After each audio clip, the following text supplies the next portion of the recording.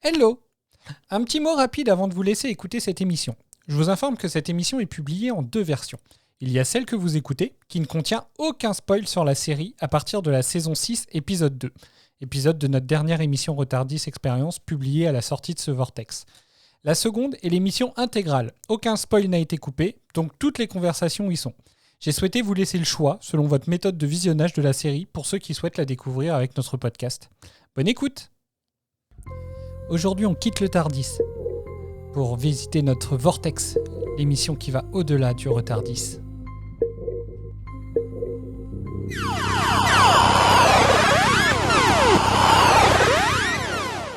Bonjour à tous et bienvenue dans ce nouvel épisode de Vortex, au-delà du Retardis, proposé par Retardis Experience. Vortex vous propose de revenir sur une thématique plus précise autour de la série Doctor Who. Pour cet épisode, j'ai souhaité vous proposer une nouvelle série d'émissions que j'ai envie d'appeler sobrement les entretiens. Le concept de ces émissions, l'un ou l'une d'entre nous se retrouvera souvent seul avec une personne que vous n'avez pas l'habitude d'entendre sur nos émissions. Notre souhait est de vous permettre de découvrir le fandom de Doctor Who.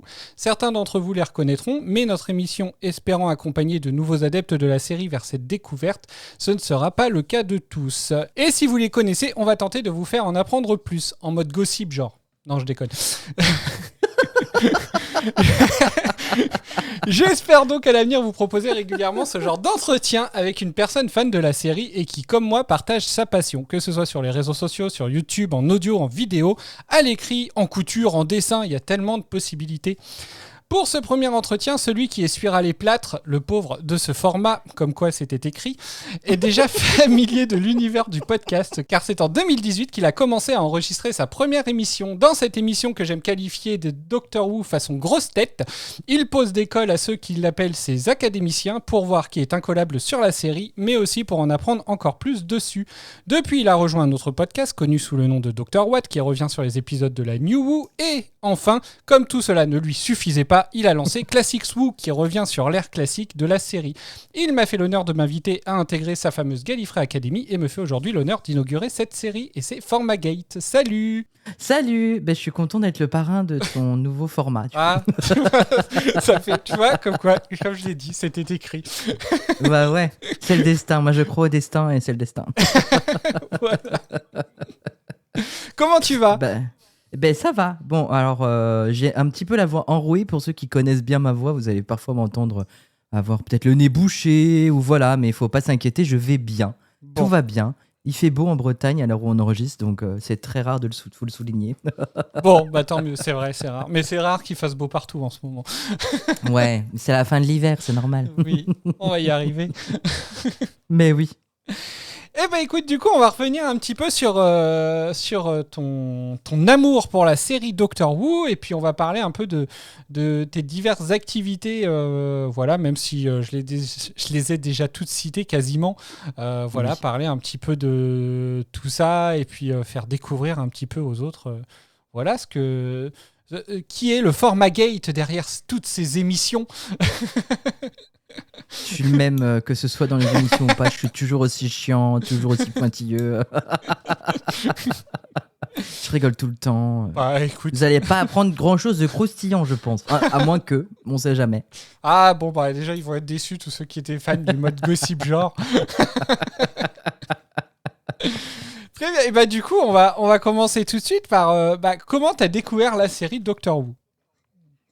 Alors, c'est grâce à ma mère, en partie. En fait, ma mère, elle est sourde. Et donc, elle est souvent devant la télé. Et elle regardait à l'époque sur France 4 une série télé qui s'appelait Doctor Who avec un David Tennant. Non, c'était un Christopher Eccleston bien en forme. Et un jour, je me rappelle, j'étais malade et elle m'avait appelé parce qu'il y avait des nouveaux épisodes. Je crois que c'était les épisodes de la saison 4 à l'époque. Et elle me dit, viens voir, il y a le docteur à la télé. C'était un après-midi sur France 4. Du coup, elle m'a réveillé pour ça. Enfin, trop mignonne. Et moi, le premier épisode de Doctor Who que j'ai vu, c'est la fin de la Terre, le deuxième de la saison 1. Ouais. Du coup, c'est vraiment le tout premier dans mes souvenirs que j'ai vu avec Lady Cassandra O'Brien et le trampoline, le jukebox, tout ça. Et en fait, j'étais pas si fan que ça à l'époque. Je regardais parce que j'aimais bien regarder. Et un jour, je grandis et puis mes parents s'en vont à une soirée chez des amis et moi je regarde le télé 7 jours, parce qu'à l'époque, on achetait encore le télé 7 jours ou le télé 2 semaines. Et je regarde et je vois que le soir même où mes parents partent, il y a Doctor Who à la télé. Et je fais, ah, trop bien, je vais pouvoir retrouver mon David Tennant avec ma Martha ou Madonna, je sais plus à l'époque. Je crois que j'avais pas encore vu. Non, les Blink, j'ai vu beaucoup Blink, donc c'était ma Martha. Je voulais voir le docteur Martha, je sais pas pourquoi. Et en fait, je tombe sur le deuxième épisode de la saison 5, donc La Bête des Bas-fonds avec Matt Smith et Amy Pond. Alors au début, ça m'a fait bizarre. Je me suis dit, mais qu'est-ce que c'est que ça? Générique changé, colorimétrie changée, docteur changé, compagne changée. Et moi, à l'époque, je suis bête et méchant. Quand un acteur change dans une série ou dans un film, je pense qu'il est mort. Donc du coup, dans ma tête, je me fais oh, putain, mais ça fait chier David Tennant qu'il soit décédé, quoi. Oh merde, putain, si jeune, c'est abusé. C'est clair, il avait encore plein d'autres trucs à faire, genre continuer Doctor Who, quoi. Et j'avais pas compris en fait qu'il y avait cette histoire de régénération. Mais en fait, je m'y suis pas vraiment intéressé. Et puis après arrive la saison 6. J'ai vu une période compliquée de ma vie, donc voilà, là, je suis moins trop la série.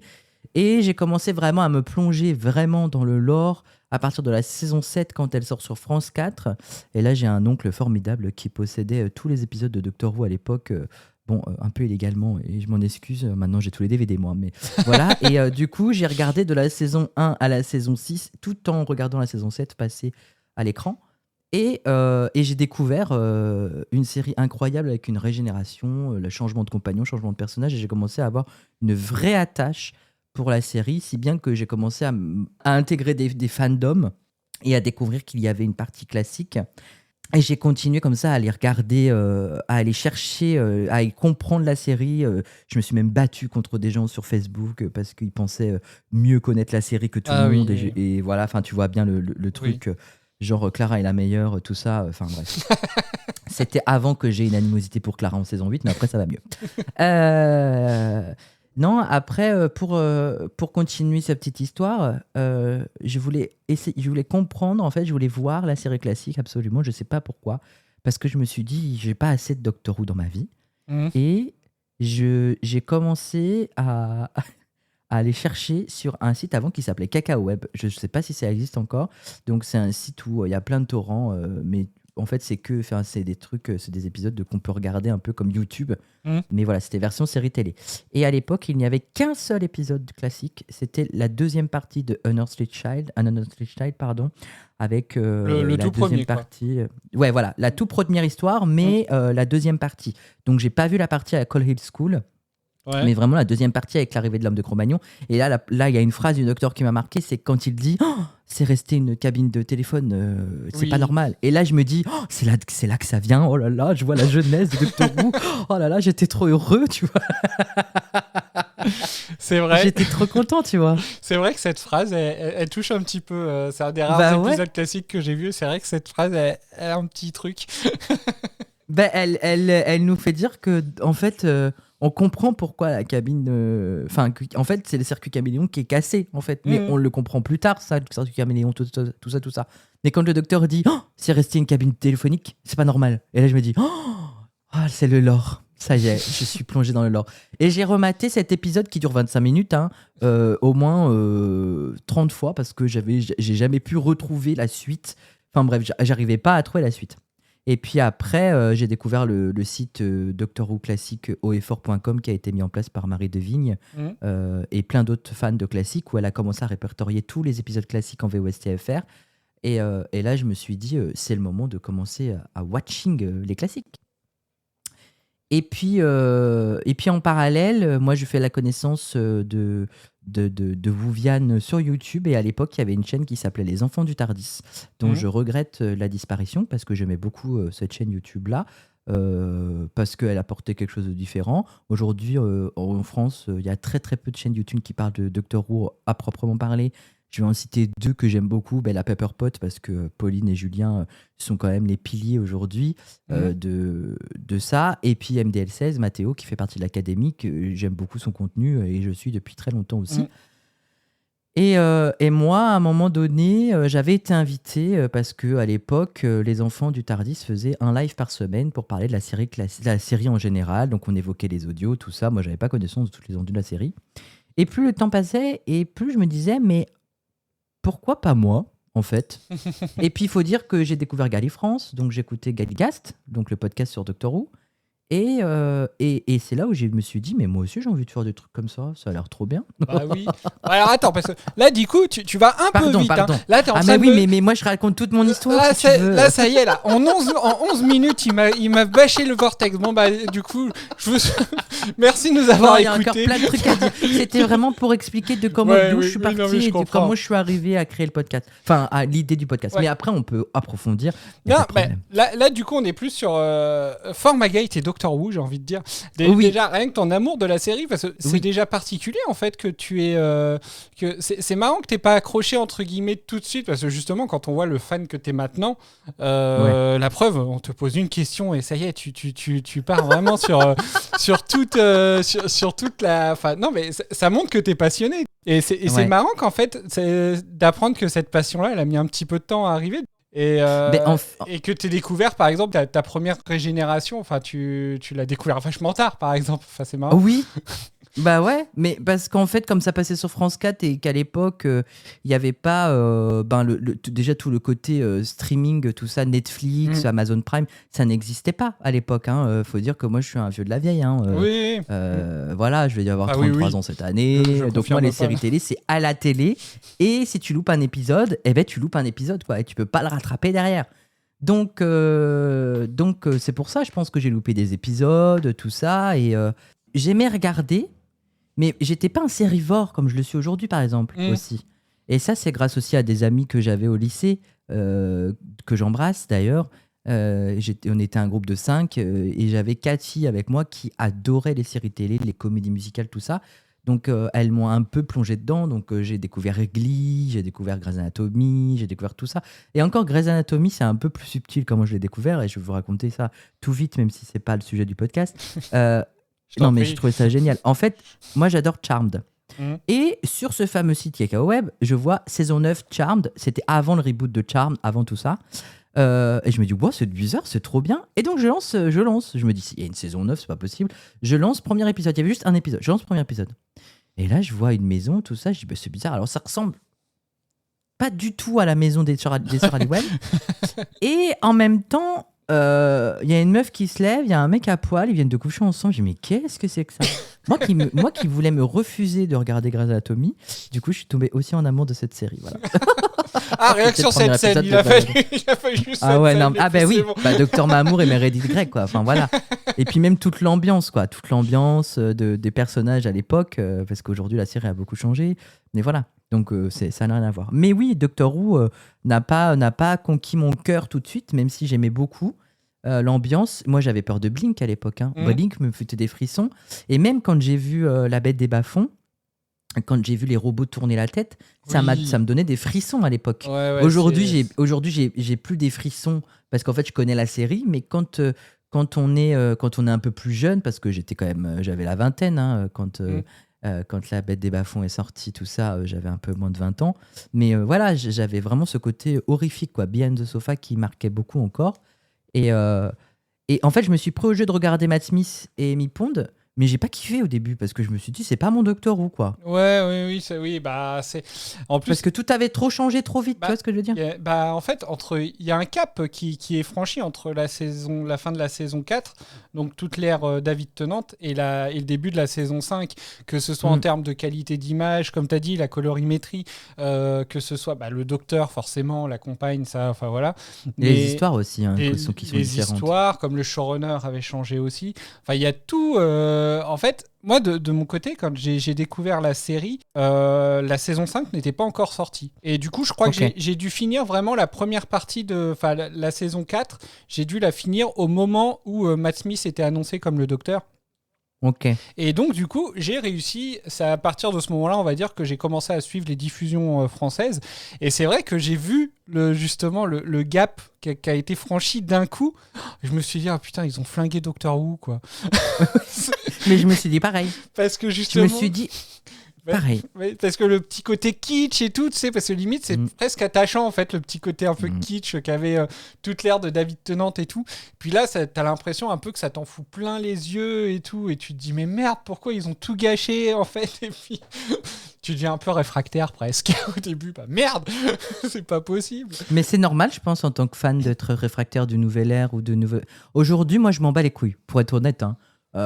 Aujourd'hui, moi, quand ils ont annoncé l'arrivée de Jodie Whittaker, j'étais hyper content.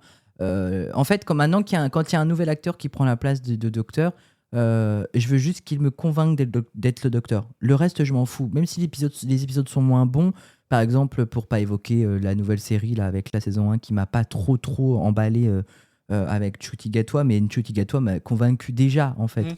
Mais je trouve que c'est comme quand les gens se plaignaient de l'écriture sous l'ère de Jodie Whittaker en disant qu'il ne rendait pas hommage au Docteur. Mais moi aujourd'hui, je pense que c'est la même chose pour Ncuti Gatwa et que Jodie Whittaker était vachement mieux écrite. Après, moi, je suis un grand fan de Jodie Whittaker aussi, donc c'est pour ça. Mais j'ai pas un Docteur préféré en particulier non plus, ça il faut le savoir. Il y en a que j'aime un peu moins, comme le 5e Docteur parce qu'il est chiant, mais sinon dans l'ensemble, puis le 4e parce que c'est long, mais dans l'ensemble ils ont tous leur valeur ajoutée et je parle beaucoup avec des Whovians aussi des docteurs, tout ça, des gens que j'aime bien, et en fait je remarque que Ncuti Gatwa, le rôle qu'il donne, le docteur qu'on voit avec lui, c'est un docteur nouveau, différent, dont on n'a pas l'habitude, donc ça peut déranger, ça peut gêner, parce qu'il est très émotif et que ça peut faire chier certaines personnes, est-ce que je comprends. Adèle, et en même temps, c'est un docteur qu'on n'a jamais vu. C'est un docteur, c'est un docteur qu'on ne connaît pas. Enfin, c'est une chose qu'il n'a jamais explorée, donc peut-être que les idées vont changer. On verra. Mais voilà. Mais ouais, la série n'a pas fait partie de ma vie tout de suite.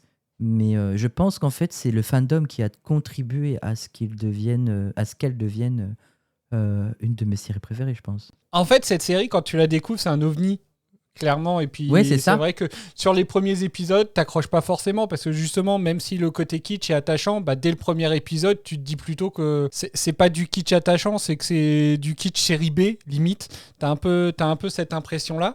Mais au final, effectivement, après, quand tu te rends compte qu'il y a une vraie communauté derrière, vraiment de fans, tu te dis, mais au final, cette série, c'est un bijou. Ouais, voilà. Clairement, c'est limite un classique Ah oui, mais de toute façon, c'est la plus vieille série science-fiction au monde. Une des plus vieilles, en tout cas, hein, 63 2025, donc 62 ans, la vieille. Cette année, on fête quand même les 20 ans de la New Who, faut le dire aussi. C'est vrai. Donc il y a ça aussi, ça commence à compter. Moi, quand j'ai découvert tout cet univers et tout le fandom qu'il y a autour, j'ai été en fait hyper touché de voir que des gens étaient très impliqués, et en même temps hyper frustré de voir qu'il y avait aussi des cons dans ce genre de fandom, pour être poli. Ah bah oui. Mais tu vois, c'est le côté moi je connais mieux que toi, et c'est pour ça que j'ai créé la Gallifrey Academy aussi. On y reviendra plus tard, mais c'est aussi pour ça. C'est pour mettre un pied de nez à ceux qui disent moi je connais mieux que toi, tu vas voir, il y a ça, et des fois les gens ils racontent des absurdités.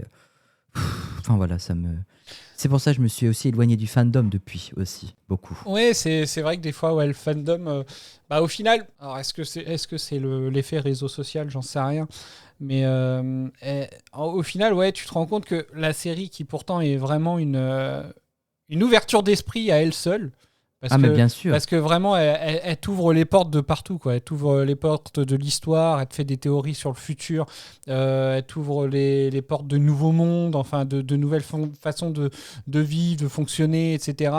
Et je trouve qu'en fait, les explications, même si parfois sont très, on va dire, what the fuck, elles paraissent des fois tellement naturelles. Tu vois, par exemple, un truc tout bête, moi je pense toujours à quand on parle un peu d'ouverture d'esprit au niveau de Doctor Who, je pense au Capitaine Jack et à l'épisode Et à l'épisode Tuer ma maman, enfin voilà, je l'appelle toujours comme ça parce que je me Le souviens. Dr Dances. Voilà, le docteur Danse. Et Alors, j'ai oublié le nom du premier épisode, mais en français, je crois que c'est. J'ai oublié le nom de l'épisode en c'est français The aussi. Empty Child. The Empty Child et The Dr Dances. Mais en Ouais. français, j'ai oublié le nom. Mais voilà. Et du coup, en fait, dans cette Le Docteur Danse pour Dr Dances, mais Ouais. Empty Child, je m'en souviens plus. Voilà. Dans cet épisode-là, dans l'épisode Le Docteur Danse, à un moment justement, il explique il explique carrément, je pense, la sexualité de Jack à Rose. Et il dit, mais de toute façon, c'est dans les années, enfin voilà, En 51e siècle. ouais, voilà, enfin voilà, il y a tellement de gens, tellement de variétés de personnes, etc. Que voilà, enfin, ça paraît tellement naturel en fait la façon dont il le dit parce que c'est naturel chez Jack. Et moi, j'aime bien en fait cette approche-là en fait qui est vraiment naturelle. Et du coup, finalement, des fois, quand tu te retrouves sur des fans qui sont tellement fans hardcore qu'ils en deviennent fermés et complètement hermétiques. Du coup, Pour moi, c'est pas des fans hardcore. bah ouais, c'est assez. C'est assez. En fait, moi, je pense qu'il y a deux types de fans hardcore, comme tu dis. Moi, je pense que les vrais fans hardcore, ce sont ceux qui vont aller dans le détail, mais qui vont critiquer pour que, par exemple, je vais reprendre l'exemple de la scène avec, la série avec Judy Gatois. Par exemple, la fin de la saison a déçu beaucoup de monde. Et ce que je peux comprendre, en fait, c'est de la critique positive. Et il y a le fan hardcore qui va dire Clara, c'est la meilleure compagne, on veut que Clara revienne, Clara, ou Amy. Et en fait, Doctor Who, c'est pas ça. Ou alors, maintenant, de toute façon, Peter Capaldi, il est trop vieux. Jodie Whittaker, c'est une femme. Ouais, donc ferme ta gueule. Tu veux faire croire que t'es fan de Doctor Who et que t'acceptes pas le vrai changement. Pardon, j'ai des gros mots. Mais t'acceptes pas qu'il y ait des changements dans la série, alors que le but de la série, c'est ça. Ou les gens qui disent ouais, Doctor Who, c'est trop politique. Mais Doctor Who a toujours été politique. Quand on voit les coups d'état qu'il y a, par exemple, je prends un épisode avec le 4e Docteur que j'aime beaucoup et le maître, dont j'ai aussi oublié le prénom, j'ai oublié le nom de tous les épisodes aujourd'hui. Enfin bref, c'est un épisode de 4e Docteur. Les gens sauront le comprendre. C'est avec le Crispy Master. En fait, le docteur retourne sur Gallifrey en tant que 4e Docteur. Il abandonne Sarah Jane Smith. Et le maître tue le président de Gallifrey. C'est un coup d'état. Il veut faire accuser le docteur alors que c'est pas lui. Et c'est politique. C'est entièrement politique. Donc en fait, moi je pense que ce sont surtout les fans qui ne regardent pas au-delà de ce qu'est la série, qui ne comprennent pas l'essence même de la série. Parce que la série, elle a besoin de changement. Le changement ne peut pas plaire à tout le monde, bien évidemment. Mais ça ne veut pas dire que la série, elle est foutue. La preuve, elle est encore là, 62 ans après sa création. Donc, on peut ne pas aimer une ère, on peut ne pas aimer quelque chose. Mais le mieux, c'est... Enfin, on ne peut pas dire que c'était mieux avant. Enfin, je suis désolé, moi, quand je regarde les CGI de Eccleston, la conscience Nesten, elle est vraiment moche, quoi. Donc, j'aurais une conscience Nesten... Avec les CGI d'aujourd'hui, ça aurait été beaucoup plus joli, tu vois. C'est sûr qu'il nous manque ce côté kitsch, mais je pense que RTD a su un peu le ramener avec Ncuti Gatwa. Chibnall a ramené un peu ce côté cheap aussi que j'aimais beaucoup dans son air avec une belle colorimétrie. Donc Chibnall a aussi su le rapporter. Mais ouais, les fans qui se disent hardcore et qui sont bloqués sur une ère ou sur un docteur parce que c'est le docteur, non, en fait, ils n'ont pas compris. C'est une incarnation de docteur. C'est pas la même chose. L'ère Jodie Whittaker, c'est une ère que j'ai pas trop revue encore, donc forcément. Mais au final, moi, je me rends compte que, je sais pas, on va peut-être dire que c'est peut-être typiquement français comme réaction, mais en général, moi, dès qu'il y a un changement, je râle. Mais au final, au fur et à mesure, je vais m'y attacher en fait. Jodie Whittaker, alors j'essaye toujours moi de pas rentrer. Alors ne te limite pas toi. C'est moi avec, on va dire, j'ai des formations professionnelles avec Retardis, ce qui fait que je veux pas trop spoiler dans mes questions. Mais oui, je me doute bien. Par rapport Par contre, moi je spoil la balle, je suis désolé. Ouais, non, mais t'inquiète. Mais tu vois, Jodie Whittaker, par exemple. J'étais très content parce que j'aime bien l'actrice. La vidéo de présentation, je l'ai trouvée géniale. J'ai beaucoup aimé la vidéo de présentation. Ce qui m'a dérangé dans l'arrivée de Jodie Whittaker, c'est pas le fait qu'ils mettent un docteur femme, c'est le fait que j'ai eu l'impression que ça avait été préparé. Oui, en fait, moi je suis pas du tout étonné que le docteur soit une femme arrivée là. Moi non plus. Et bien évidemment que ça a été préparé. Mais ça a été teasé depuis très longtemps, en fait. que le fait que le docteur puisse être une femme. Et même Sydney Newman, à l'époque, disait que c'était pas impossible que le docteur soit une femme. Donc même le créateur de la série disait ça. Oui. Et il y a eu l'épisode parodique The Curse of the Fatal Death que Stephen Moffat a écrit. Oui, aussi, où à la fin, c'est Joanna Lumley qui prend le rôle du docteur. Donc en fait, c'est teasé depuis très longtemps. C'est juste que c'est comme quelque chose de très nouveau. Il faut l'introduire et il faut faire en sorte de bien l'introduire. Et je pense que bien évidemment, ils ont teasé ça. Moi, Jodie Whittaker, elle m'a pas convaincue tout de suite. Moi, elle m'a vraiment convaincue quand elle a vraiment commencé à s'énerver. C'est-à-dire que pour l'instant, moi, Ncuti Gatwa, il m'a pas 100% convaincu, même si je le trouve très bien dans son docteur. Mais moi, un docteur qui ne s'énerve pas ou qui ne montre pas sa colère, c'est pas un docteur. Le premier docteur montre sa colère, le second montre sa colère, le troisième, le quatrième. Tous les docteurs sont à un moment passés par une phase de colère. Et moi, la phase de colère du docteur, c'est ce qui me fait dire que le docteur est vraiment le docteur. C'est-à-dire qu'il va vraiment défendre quelque chose au plus profond de son âme. Et c'est là qu'on voit la vraie personnalité du docteur, qui est que il est joyeux, il visite des mondes, c'est quelqu'un de gentil, etc. Mais par exemple, pour Matt Smith, qui a une air très colorée, Matt Smith s'énerve beaucoup. C'est un docteur qui est très, très en colère. Rien que dans La Bête des Bas-fonds. En fait, c'est une colère qui est refoulée sur son ancienne régénération. Peter Capaldi, c'est pareil. Pour moi, c'est très important. Le docteur on doit avoir toutes les facettes et toutes les émotions du docteur pour pouvoir vraiment s'y attacher.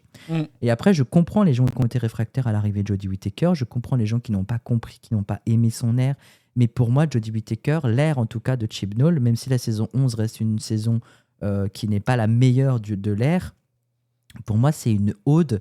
En fait, c'est un grand hommage à la série classique. Moi, si je suis fan de la série classique, on n'est pas obligé de l'avoir vu pour comprendre toutes les références à la série classique. Oui. Donc, il y a un vrai hommage à la série classique dans l'ère de Jodie Whittaker, qui est moins présent chez la première ère de RTD et l'ère de Moffat, parce que forcément, RTD voulait se détacher de l'ère classique, et ce que je comprends. Il a ramené des ennemis tout doucement.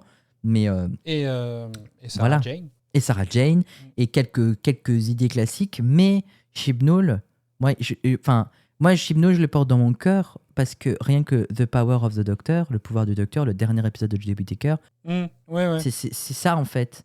Et quand je disais, ça a été préparé. Alors effectivement, Matt Smith, par exemple, au moment de quand il arrive, il dit « Oh mon Dieu, je suis une fille !»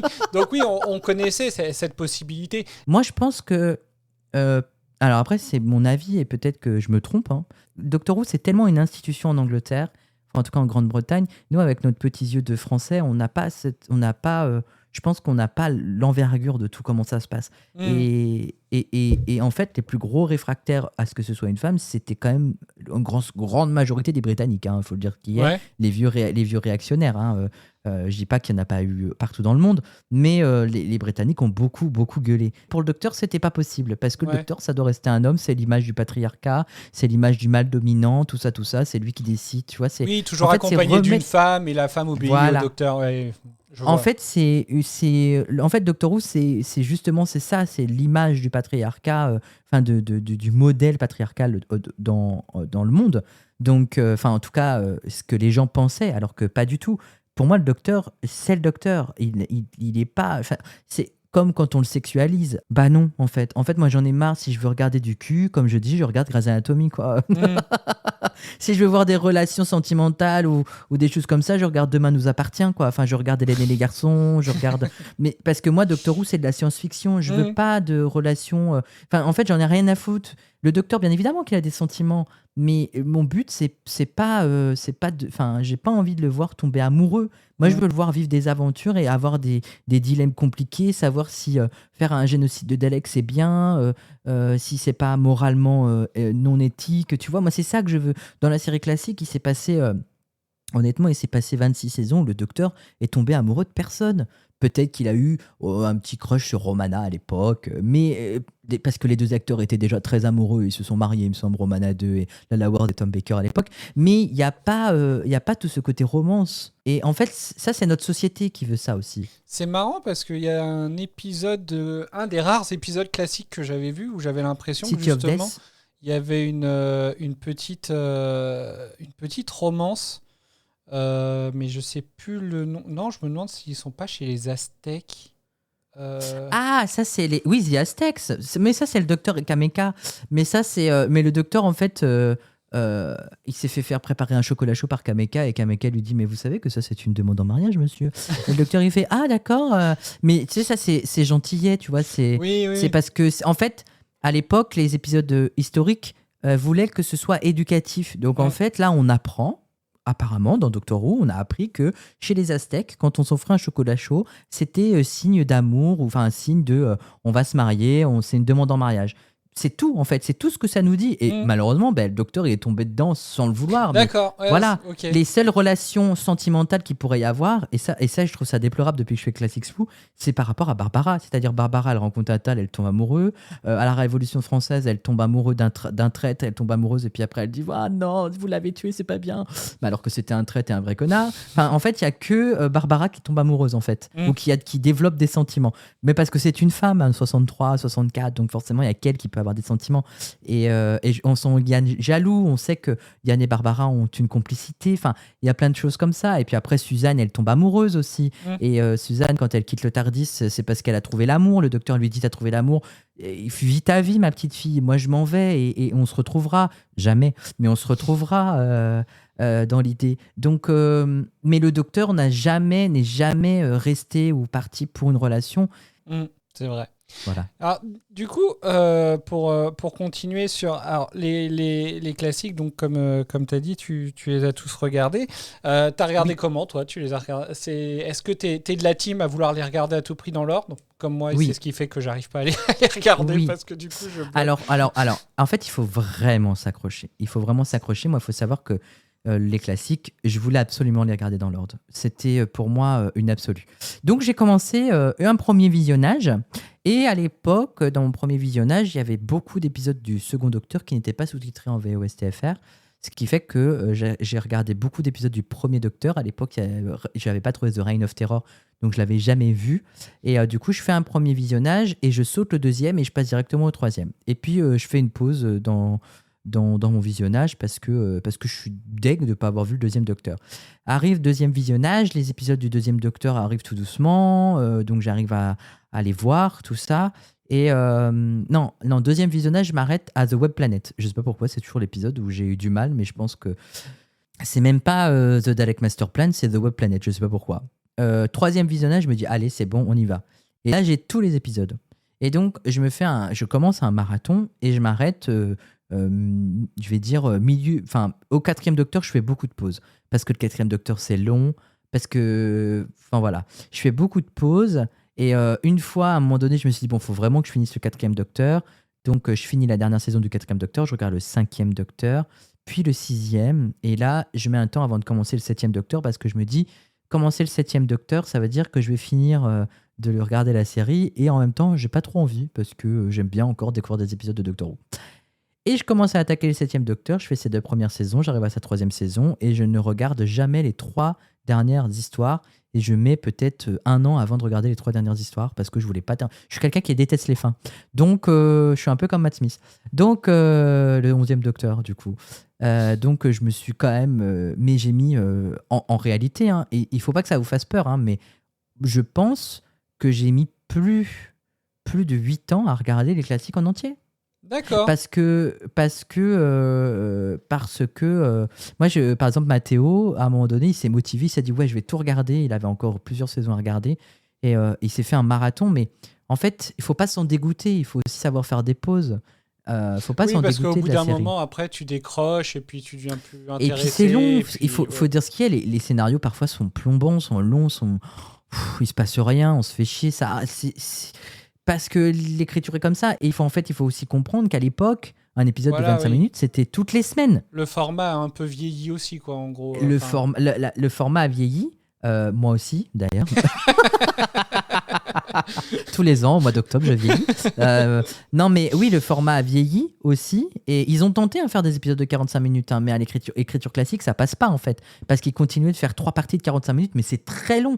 Je veux dire, il y a une saison de Colin Baker. Je crois que c'est la saison avant Moi, je retiens très rarement le le numéro des saisons, mais c'est la saison, je pense, avant Trial of the Time Lord. Par exemple, il y a un épisode là qui est The Two Doctors, avec le deuxième docteur et le sixième docteur. Je me suis dit, trop bien et tout. C'est un épisode de 40 minutes, ça dure 3 parties, on se fait chier. Mais vraiment. Mais c'est l'essence aussi de la série qui fait ça. Mais il faut voir aussi que nous, à l'heure actuelle, on consomme plus une série comme on l'a consommée à l'époque. Ah, c'est ça. Donc, ce qui fait que quand on regarde un épisode de Doctor Who de la série classique, pour comprendre l'histoire, il faut regarder 4 épisodes de 25 minutes. Donc, en fait, il faut regarder un film. Et en fait, on s'en rend pas compte, mais on regarde plusieurs films, en fait. Tu vois ce que je veux dire? C'est pour ça que c'est long. Et puis à l'époque aussi, c'est pareil, la télé n'était pas aussi... Enfin, elle n'était pas aussi présente dans tous les foyers, etc. Donc forcément, c'était plus des petites pastilles, des petits programmes à regarder pour éviter de lasser les gens peut-être.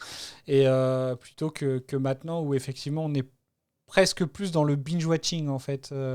Exactement. C'est pour ça que moi, je remercie toutes ces séries comme Doctor Who qui continuent, comme Grey's Anatomy, qui continuent de faire passer des épisodes une fois par semaine, et des fois il y a des pauses. Parce que je trouve que c'est très important de pas... parce que en vrai, là par exemple pour la saison 1 de Enchutikatwa, si on se souvient aussi bien des épisodes, c'est qu'on en a parlé pendant longtemps. On en a parlé pendant plus de 2 mois. Parce qu'il y a eu 8 épisodes, donc on en a parlé pendant 2 mois, on a teasé pendant 2 mois. Donc on se souvient de tout ce qui s'est passé. Alors que, par exemple, on regarde une série très très courte qui dure 2 épisodes. Par exemple, je vais prendre l'exemple de Squid Game parce que c'est ce qui me vient.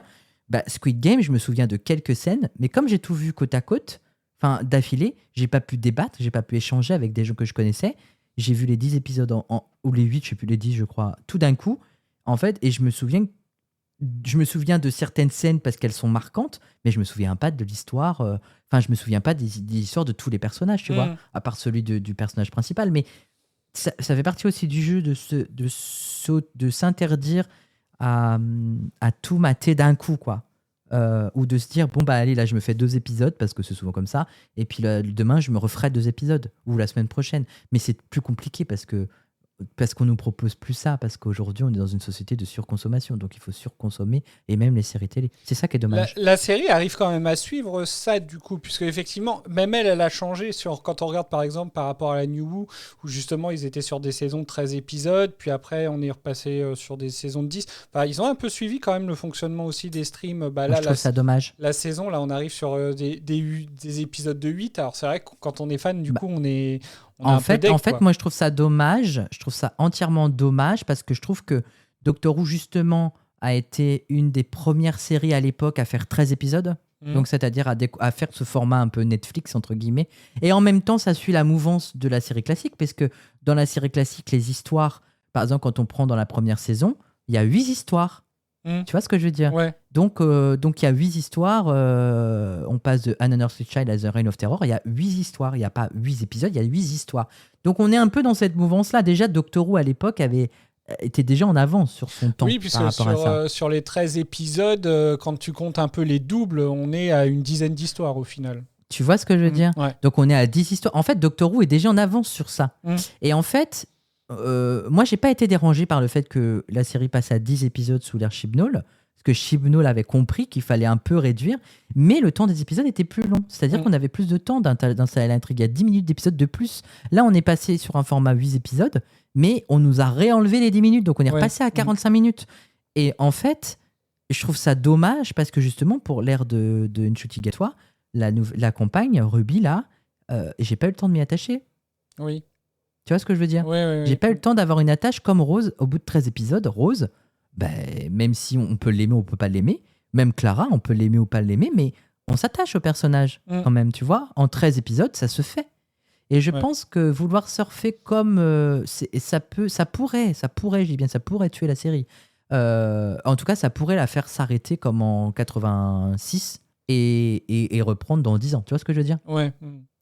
Il pourrait y avoir un gros hiatus, une grosse pause. Oh bah non, alors. Ce serait triste. Bah ouais, mais parce que le format qu'on propose, pour moi, n'est pas le bon. Tu vois ce que je veux dire?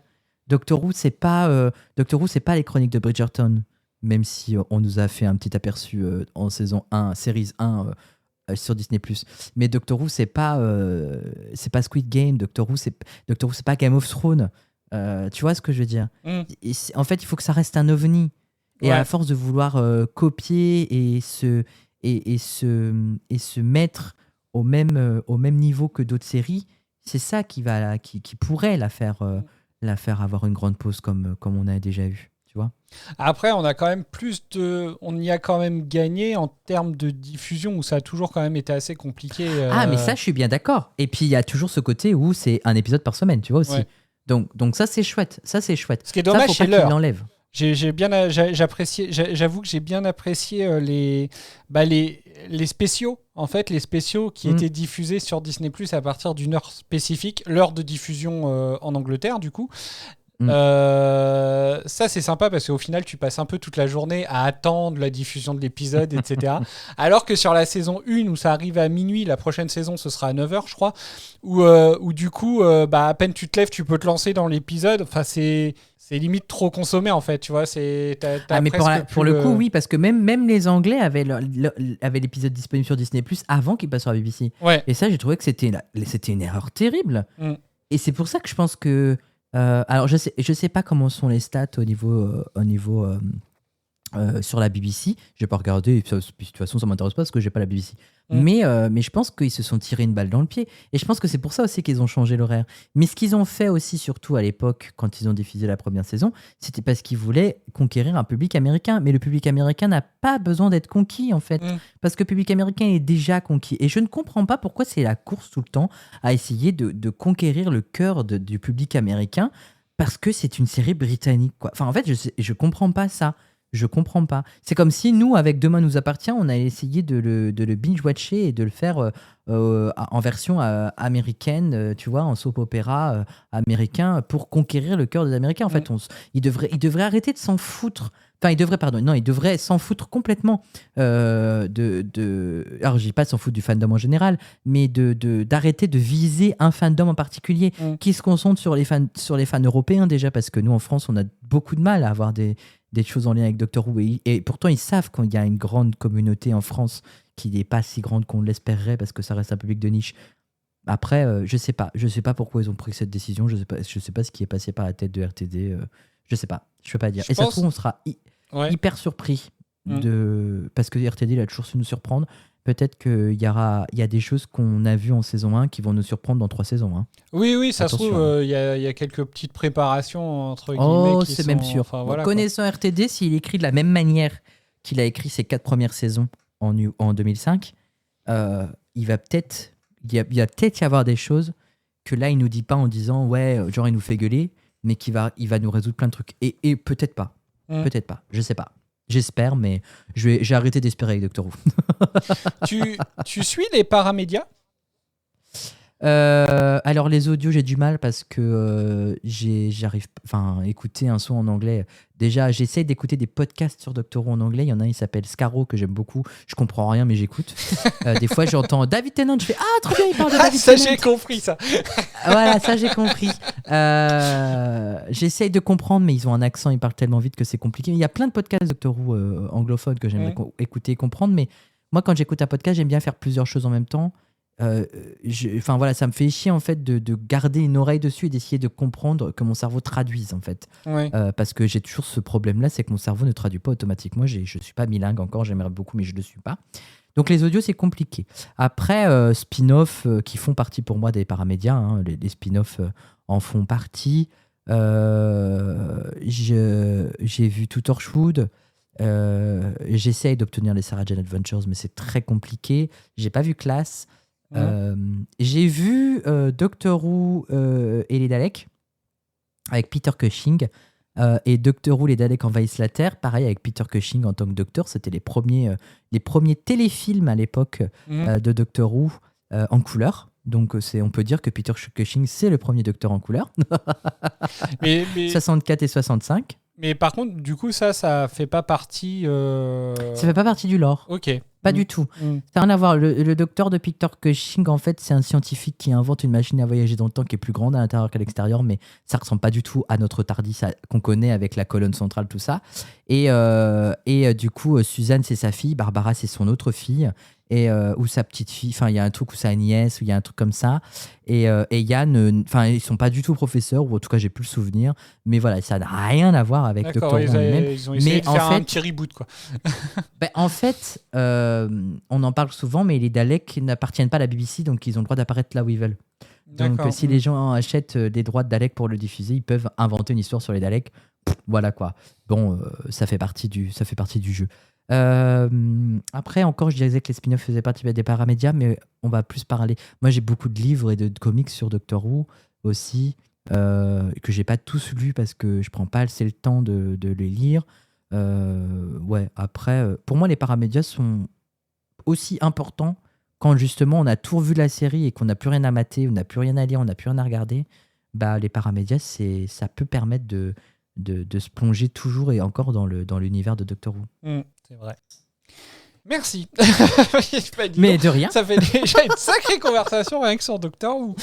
Ah bah ouais, je sais. Oh là là. Mais je suis bavard aussi, il faut m'arrêter. Hein. Ah bah non, parce que c'est super intéressant en vrai. De voir et d'apprendre, parce qu'effectivement, quand on voit un peu, et puis ça explique justement, et c'est là qu'on va pouvoir passer un petit peu sur tes émissions, parce que ça explique justement cet amour que tu as pour la série et qui t'a donné envie de créer déjà la Gallifrey Academy. Alors, oui, là, exactement. si tu veux nous expliquer maintenant la création de la... Enfin, on parle d'un sujet très sérieux.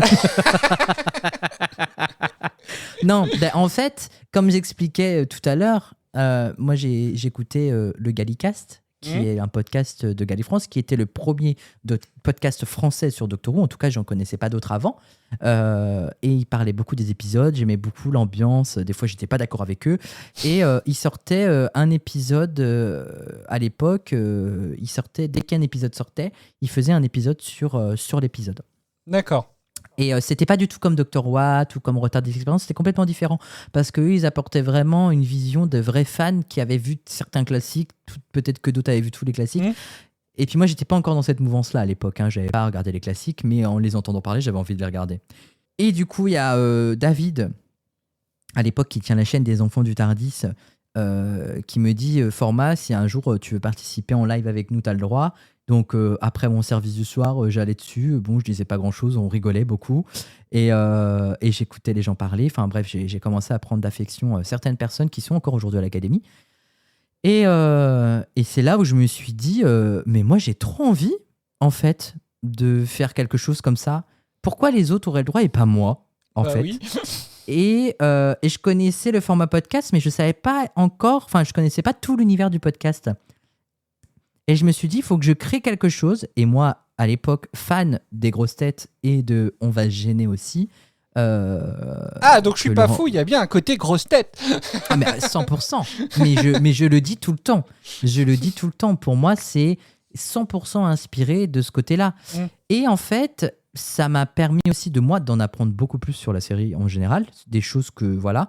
Et des choses très rigolotes, mais qui n'ont rien à voir. Par exemple, personne ne sait que la grand-mère de Mickey Smith s'appelle Rita Ann. Et aujourd'hui, grâce à l'Académie, et enfin, pour ceux qui ont écouté et tout ça, ou pour ceux qui ont participé, aujourd'hui, quand on parle de Rita Ann, on sait que Rita Ann est le nom de la grand-mère de Mickey Smith. Alors qu'on s'en bat les couilles, mais c'est une information qui me fait rire.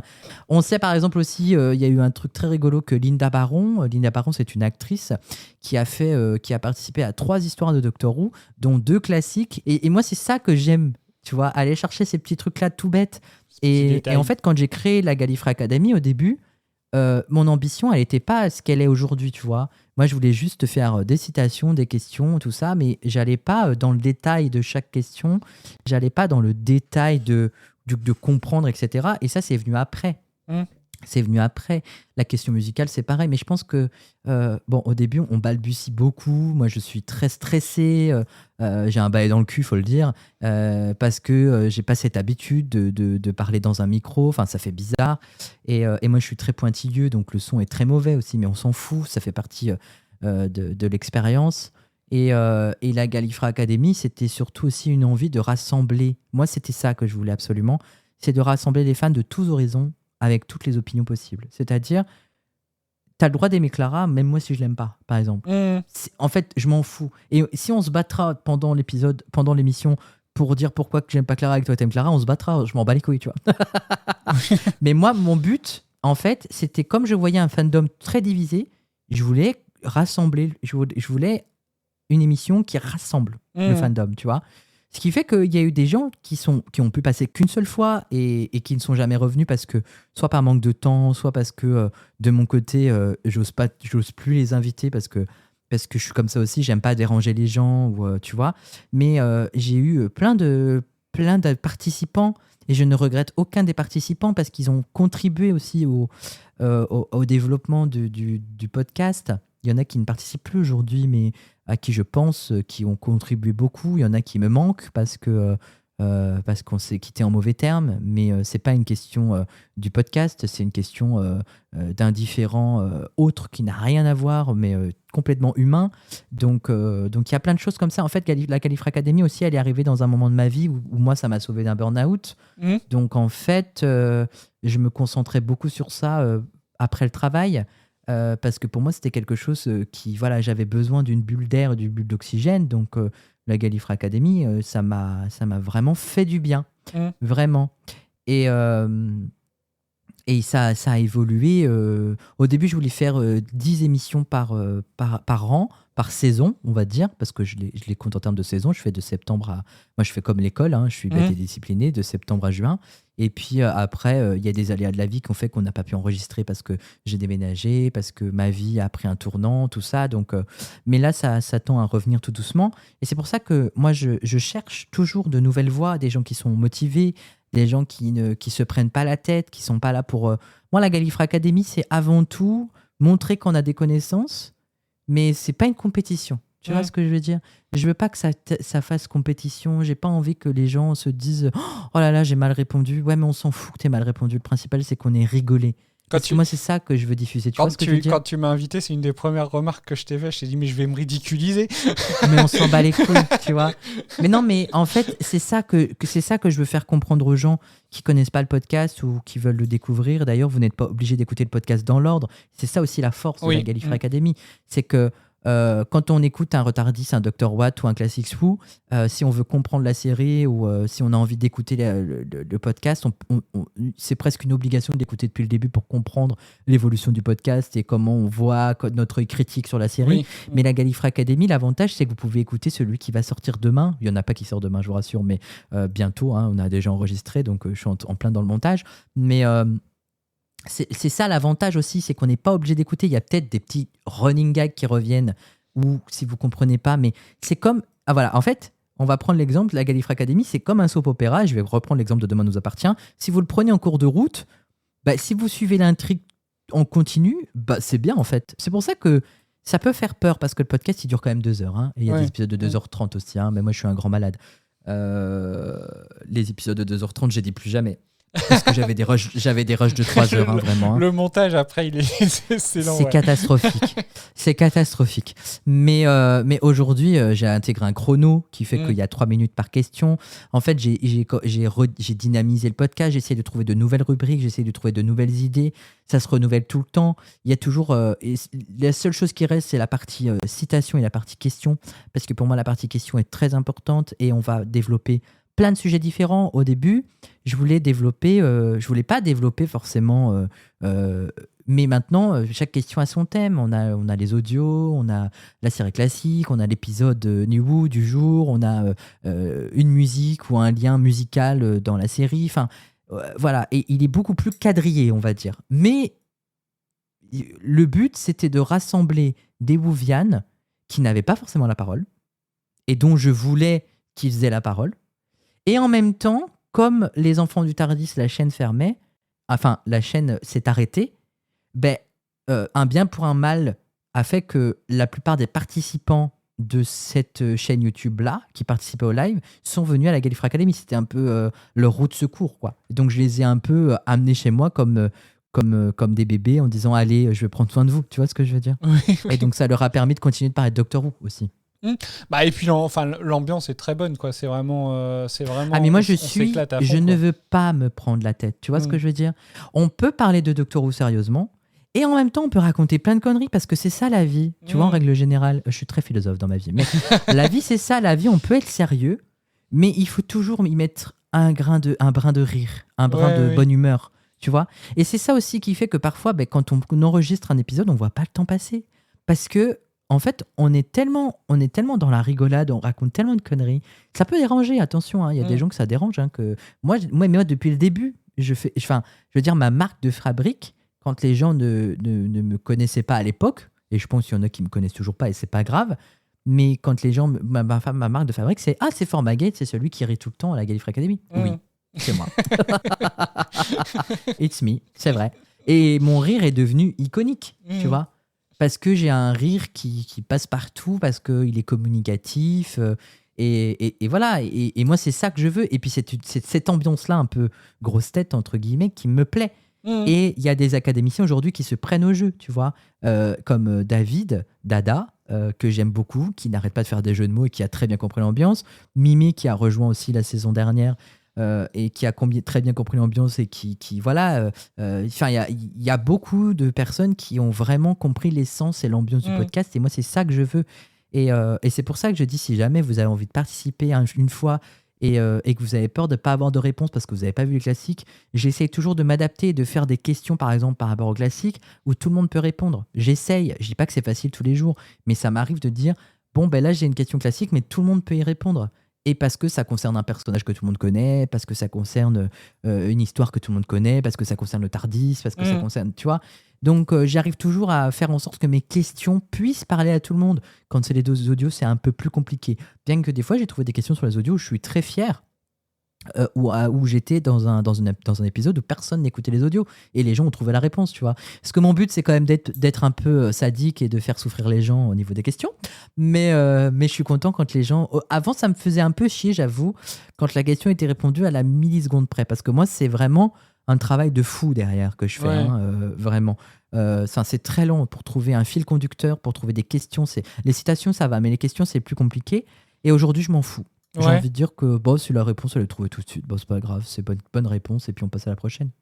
Je crois que t'as compté à peu près à combien de questions de citations, de questions t'as pu... Alors, j'ai pas compté. Alors, je vais regarder. Sur Insta, j'avais mis rien qu'en saison 1. Je vais te dire ça tout de suite. Après, il y a des saisons où il y a plus ou moins de questions. Des fois, je passe à 8 questions. Des fois, je passe à 10 questions. Mais rien que pour la saison 1. Mais ce qui est sûr, c'est que je suis à plus de 1000 questions. Je peux le dire aujourd'hui. Peut-être même 2000. Je sais pas. Mais j'en ai beaucoup. Et je me souviens que j'avais fait un post parce que sur Instagram, je suis très en retard sur mes posts sur la Gallifrey Academy, mais ça reviendra. Des fois, je me dis, allez, je vais en mettre plein d'un coup. Puis après, on me dit, ah, mais non, c'est pas possible, vous êtes trop loin dans le temps. Alors, Gallifrey Academy en saison 1, en chiffres, 118 citations et 131 questions déjà pour la saison 1. La première saison, tu vois. Donc, il faut que tu doubles au moins pour la saison 2 parce qu'il y a aussi 10 épisodes, tu vois. Donc, on est à 262 questions. Et puis après, il y en a eu un peu moins. Ouais, on avoisine peut-être les 900, je dirais. Il faudrait que je compte absolument parce que moi, j'ai tout en archive. Ouais. Là, c'est pas podcastique, mais je pourrais te montrer. J'ai un vrai classeur énorme parce que mes fiches sont imprimées.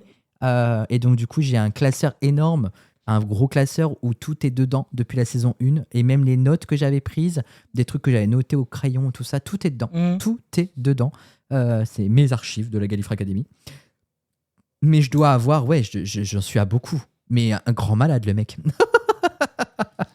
Bah, tu vois, alors, je vais pouvoir commencer à aller un peu là-dessus. J'ai annoncé à certaines personnes l'émission qu'on allait enregistrer aujourd'hui.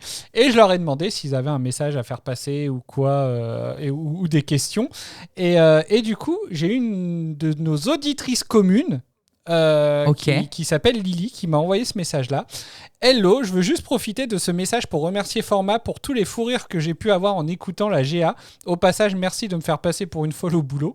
Étant fan de Doctor Who, merci Cédric, et de Quiz, cette émission était forcément pour moi. Même s'il me sentant perdu au début à cause des classiques, je suis ravi de pouvoir connaître plein de trucs sur eux maintenant. Je n'ai pas encore commencé Classics Who, mais il fait bien sûr partie de mes podcasts en attente et j'ai hâte de le commencer. Continue comme ça avec tes milliers de questions et j'attends toujours que tu sortes ton édition du Trivial Poursuite. Bonne émission à tous les deux et merci Cédric pour ce nouveau format, pas l'invité, hein, qui va être génial, j'en suis sûr. Donc tu vois, au final, t'as tellement de questions que tu pourras en faire un jeu de société facile. Je peux en faire un jeu de plateau, énormément, bien sûr. Et j'y ai déjà pensé, et j'en avais parlé avec Pauline de la Pepperpot à l'époque, qui dit, mais tu sais, si tu t'ouvres un Ulule et que tu proposes ça, moi je paye tout de suite. Je donne tout de suite, clairement, quoi. à mon avis, il y aurait du monde derrière. Mais en fait, moi je suis un peu...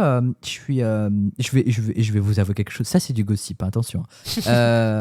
Moi à la base à Gallifrey Academy, tout sortait sur YouTube parce que je ne connaissais pas les flux RSS, je ne savais pas que ça existait, donc tout sortait sur YouTube et un jour j'ai découvert le flux RSS grâce à Dr Watt, particulièrement, bien que je n'y participais pas à l'époque, et j'ai voulu mettre Gallifrey Academy sur un flux RSS.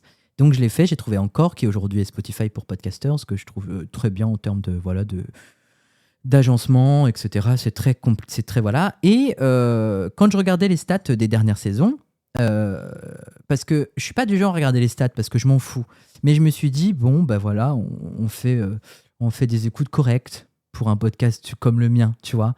Et en fait, tout n'avait pas été mis à jour parce que en fait, ça prenait uniquement les vues, les écoutes sur Spotify, mais pas sur les autres plateformes. Et il n'y a pas si longtemps que ça, j'ai été regarder les stats pour voir à peu près, pour me faire une idée. Et j'ai vu que les stats avaient doublé et j'ai fait « Oh !» en fait, on est vraiment à écouter. C'est fou, hein. Mais non, mais en fait, ce qui est bizarre, c'est que quand il n'y a pas de retour, tu sais pas que t'es écouté. Tu vois ce que je veux dire ? C'est très difficile, en fait, de te dire que t'es écouté. Mais pour Classics Who, c'est pareil. Classics Who, j'ai très peu de retours. J'en ai, mais j'en ai très peu. Mais on est écouté. Et je suis toujours autant surpris aujourd'hui, à l'heure où on parle. Et c'est ce que je disais dans l'épisode Nouvel An de la Gallifrey Academy de cette année, qui est sorti en février ou le janvier, parce que le travail, tout ça. Moi, je suis hyper fier d'avoir amené la Gallifrey Academy jusqu'à aujourd'hui. Parce que jamais de ma vie, vécu, j'aurais imaginé arriver jusqu'ici. Et en plus, le fait que ce soit encore écouté par plein de personnes, je suis encore plus fier parce que je me dis que y a des gens qui apprécient le format, qui apprécient le contenu. Et c'est là où je me dis, bon, j'ai trouvé de nouvelles idées pour cette saison, je trouve que c'est trop de travail pour moi, donc il faut que je trouve une autre idée, une autre manière de l'amener, et j'ai déjà des idées pour la saison 7. Mais ouais, ça fait plaisir. Et merci Lily pour ton commentaire. Je suis très content en sachant que moi, il y a une Lily aussi dans la Gallifrey Academy que j'aime beaucoup, qui est ma copine, qui est là depuis le premier épisode de la saison 1. Et enfin voilà, c'est la vieille de la Gallifrey Academy en fait. C'est la pionnière en même temps que moi. C'est elle qui m'a dit oui en premier parce qu'on a une compagne commune qu'on aime qui s'appelle Donna. Tout ça. Donc Lily, ma vie. Donna, c'est cœur avec les doigts. Ah bah ouais, c'est cœur avec les doigts, c'est cœur avec la bouche, c'est cœur avec ce que tu veux. C'est vrai que... Mais du coup, au final, pour rien que l'arrivée des podcasts sur les plateformes d'écoute aussi, ça a quand même bien aidé. Parce que nous aussi, oui, bien sûr. Nous aussi sur Retardis, ce que j'ai tendance à dire, on a une communauté, mais pas bavarde, dans le sens où, voilà, je vais demander des avis, il va pas y avoir beaucoup de réactions, il va pas y avoir beaucoup de personnes qui vont oser envoyer leurs avis. Là, on commence à avoir un peu de monde qui poste les avis sur Spotify, etc. Mais c'est vrai que ça fait plaisir et ça encourage d'avoir ces quelques retours. Ouais, parce qu'on se dit qu'on fait pas ça pour rien, surtout. C'est tu ça. Vois parce que, en vrai, le travail de fond de la Gallifrey Academy, il est... Enfin, moi... Et c'est ce que j'avais envie aussi. À la Gallifrey Academy, les académiciens ils viennent les mains dans les poches. C'est-à-dire que c'est moi qui fais tout. C'est moi qui prépare tout. Mais c'est aussi ça mon envie. Parce que ça, c'est mon envie de tout contrôler aussi, qu'il faut que j'essaye de gérer, que c'est pas facile dans ma vie. C'est un truc qu'il faut que j'apprenne, déléguer. Quoique je délègue de plus en plus sur certaines choses. Mais, ou en tout cas, je commence à m'en battre un petit peu les steaks de certaines choses. Mais c'est ce besoin aussi c'est mon bébé en fait, tu vois. Oui. Et demain j'aurais du mal à me dire bon ben j'arrête et je file le flambeau pour l'instant, tu vois. C'est ce que je veux dire. Oui, non, c'est clair. Oui, tu prêches un converti pour le coup. Bah ouais, je me doute bien. Je me doute bien. C'est toujours délicat de. Enfin voilà. Et puis surtout aussi, et je te coupe et après on pourra passer à la suite. Surtout, j'ai créé la Gallifrey Academy parce que c'était un format qui n'existait pas, surtout. Tu vois, c'était quelque chose qui n'existait pas à l'époque. ce format-là. Parce que le format où on parle des épisodes, etc., chacun a sa manière de le faire, Ouais. mais il existait déjà. Et moi, je voulais pas faire ça. Mmh. Je voulais pas faire quelque chose de commun. Et moi, je suis bête et disciplinée. Je veux faire quelque chose qui soit différent. Voilà, qui soit différent. Et en même temps, qu'on peut quand même parler des épisodes, tu vois. Et c'est pas parce qu'on n'a pas vu les classiques qu'on peut pas en parler ou qu'on peut pas écouter, même si on comprend pas tout. Oui, non, Mais on c'est sait qu'on parle de vraiment Doctor ouvert Who. Tu vois ce que je veux dire? C'est ouvert au plus grand C'est ouvert nombre, à quoi. tout public. Ouais. À tout public. Et pour ceux qui n'ont pas écouté les audios, ça peut leur permettre aussi, pour les plus anglophones d'entre nous, de découvrir qu'il existe des audios Big Finish, tu vois, et de se dire, ah ouais, ça existe, ben peut-être que je vais aller écouter. Ou de découvrir des compositeurs. Écoute, il y a pas longtemps, j'ai découvert le compositeur Borna Matosi, qui n'est pas Murray Gold, qui n'est pas Seguna Kinola, mais Borna Matosi qui a fait des musiques pour les audios, tu vois. Et il se débrouille pas mal et j'en ai écouté et j'ai trouvé ça génial. Et moi aussi, en fait, ça me fait apprendre des choses, ça me fait découvrir des choses. Parfois, il m'arrive de dire des bêtises parce que les croyances populaires, tout ça, ou encore tout ce qu'il y a autour, parfois, il faut pas écouter tout ce qu'on voit, il faut pas dire tout ce qu'on voit, tout ce qu'on lit, parce qu'il faut vraiment regrouper les infos. Moi, je fais très attention à ça, encore plus aujourd'hui. Bien que des fois, je peux me tromper sur une question parce que je suis un être humain et parce que mes références sont souvent sur le Wikitardis ou sur des articles que j'ai lus ou sur le Wikipédia parce que c'est des fans corroborés par des fans, etc., etc.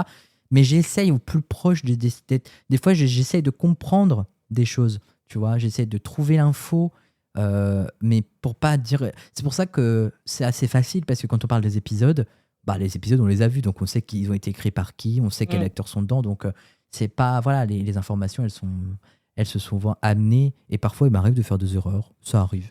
Et puis, de toute façon, en une seule... C'est ça qui est top, au final, c'est qu'en une seule émission, tu parcours tout l'univers, voilà. Ah mais parce oui. que du coup, Et comme puis on tu peut dis, parler des il y a du spin-offs, paramédia, il y a le paramédia, le classique, et c'est ça qui fait qu'au final, en une seule émission, tu as un aperçu de la grandeur, de ce qu'est la série et que l'étendue de la série. Voilà, c'est ça.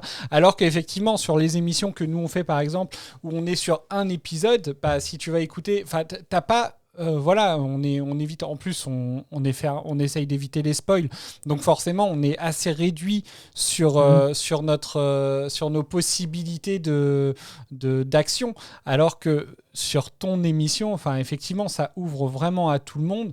Et rien que ça, au final, c'est ça qui est top, ne serait-ce que pour la série Doctor Who, du coup. Et nous, en tout cas, moi, la règle que j'ai fixée par rapport à la Gallifrey Academy, excepté quelques exceptions, c'est qu'on ne parle jamais de la saison en cours ou de la saison qui vient de diffuser. C'est-à-dire que, par exemple, si je crois que j'ai déjà fait des questions sur l'ère de Nchuti-Gatwa parce qu'aujourd'hui, c'est beaucoup plus facile d'avoir accès à l'épisode. Mais par exemple, moi, à l'époque, je me refusais de faire des questions tant que la saison d'après n'était pas sortie. Tu vois ce que je veux dire? Ouais. Donc c'est pour ça que il y a juste la saison 12 où j'ai fait un épisode spécial saison 12. Je crois que c'était pendant la saison 3 de la Gallifrey Academy. J'ai fait un épisode spécial saison 12 ou la saison 2, je sais plus. Enfin bref.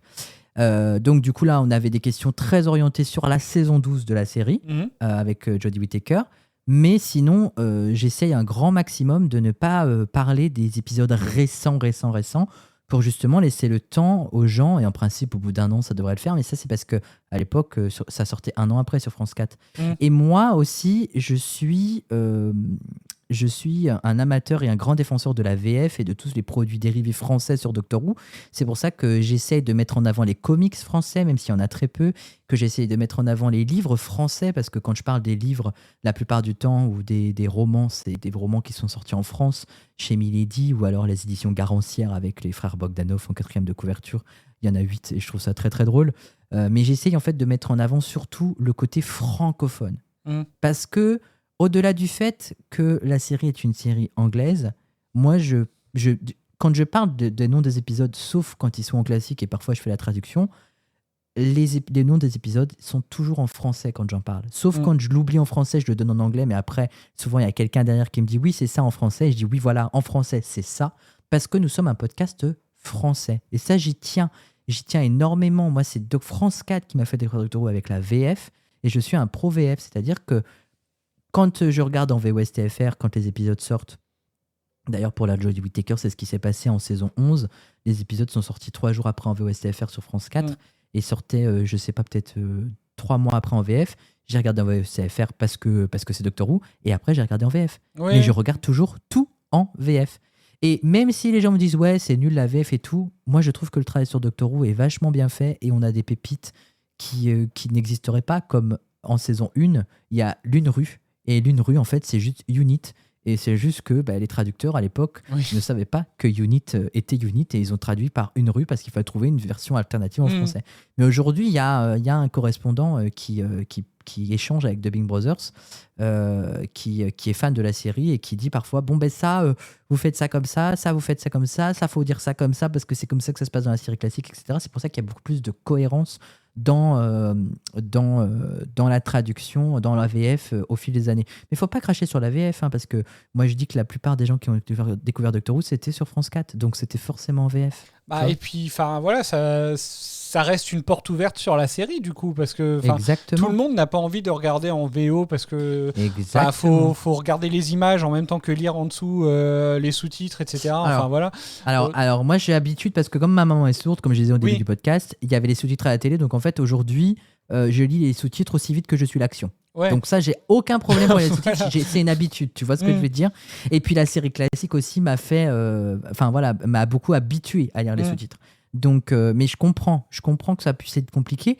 Mais moi, quand j'ai envie de regarder Doctor Who, c'est une série pour me détendre en fait. Donc je mets la VF et j'ai pas envie de me prendre la tête pour essayer de comprendre ce qu'ils disent, quoi, tu vois.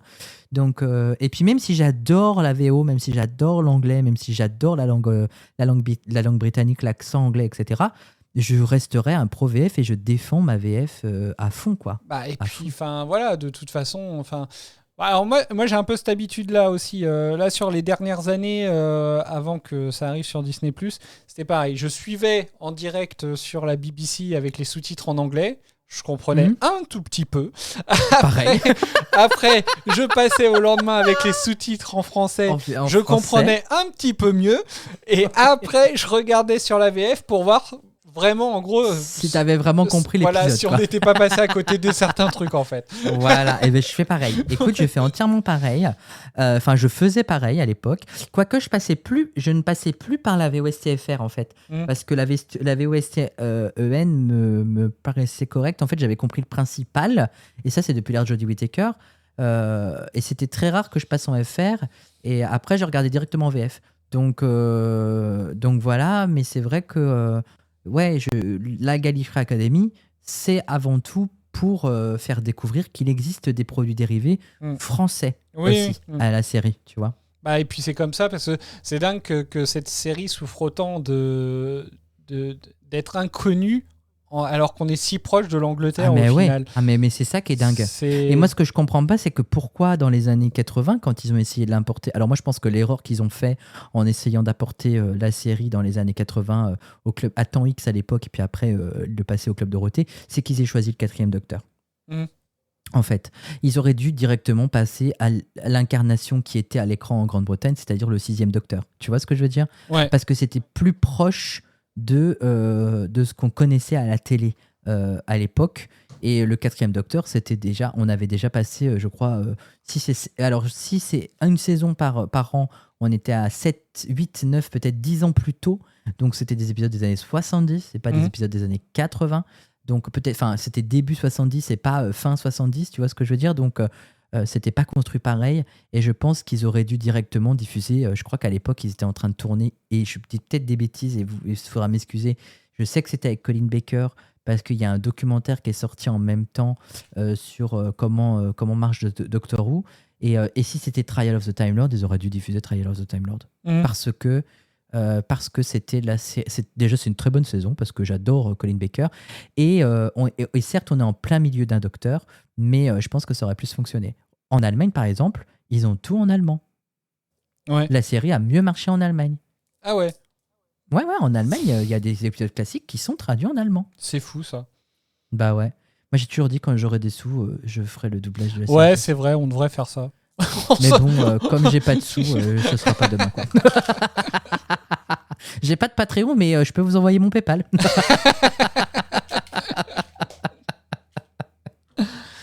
Alors du coup, pour revenir sur Gallifrey Academy, je vais te passer un message cette fois d'un de mes collègues sur New TARDIS Experience.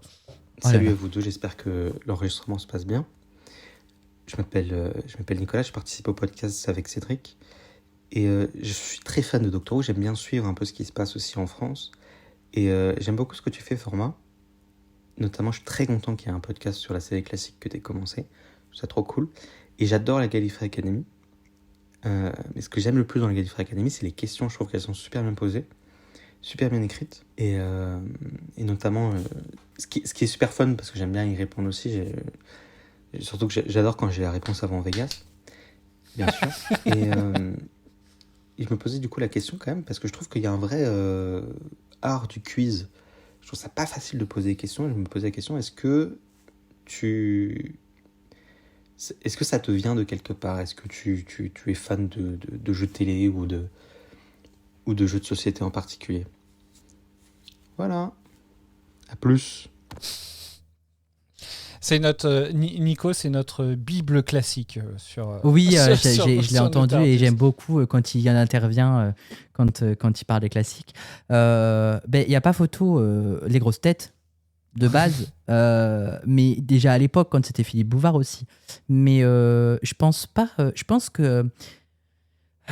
Alors au début, quand j'écrivais mes questions, c'était des questions toutes simples. Elles n'étaient pas tordues ou prises dans un sens, etc.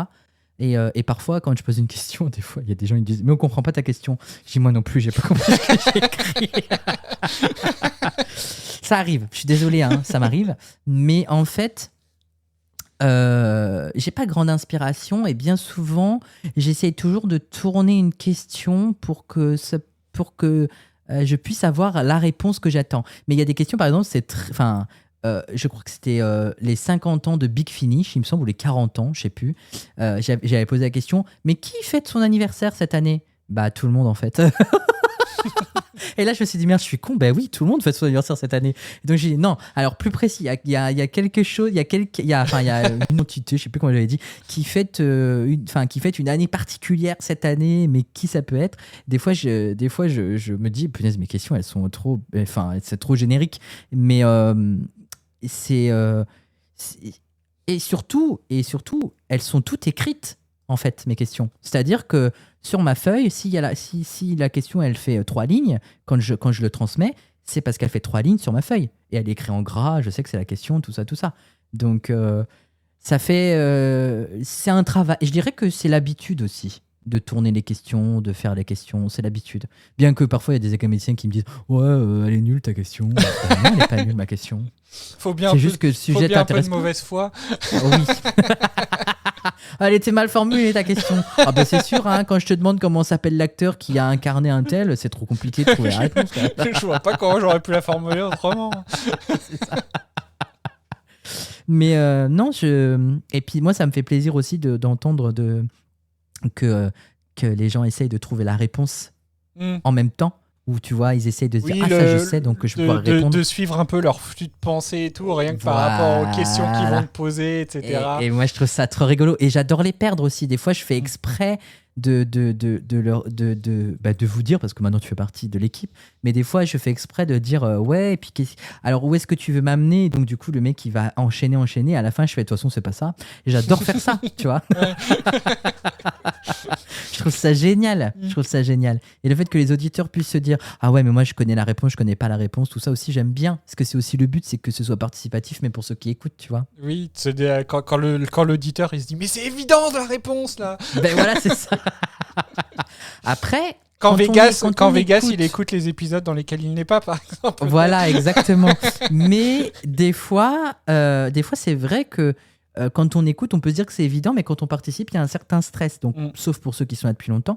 Mais ceux qui ont un certain stress ou qui n'osent pas parler au début, parce que je peux comprendre que ce soit impressionnant de faire partie d'une équipe, parce que déjà, c'est pas donné à tout le monde de travailler en équipe et de laisser la parole aux autres. Ça, c'est le plus compliqué. Et surtout s'intégrer dans une équipe dont tu as l'impression que c'est déjà fait. Donc, tu te dis, qui suis-je pour m'intégrer là-dedans?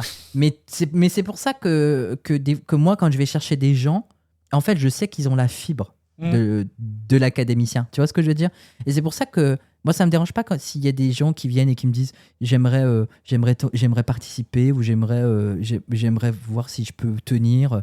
Et si ça vous va pas, c'est ok en fait. On a le droit d'essayer de participer et de se dire que bah non, en fait, l'ambiance me plaît pas, tout ça. Moi, je suis pas fermé à l'idée qu'il y ait de nouvelles voix. Après, c'est vrai que c'est plus facile quand les gens ont déjà fait du podcast ou se sentent plus à l'aise parce que du coup, ça leur permet aussi de pouvoir participer.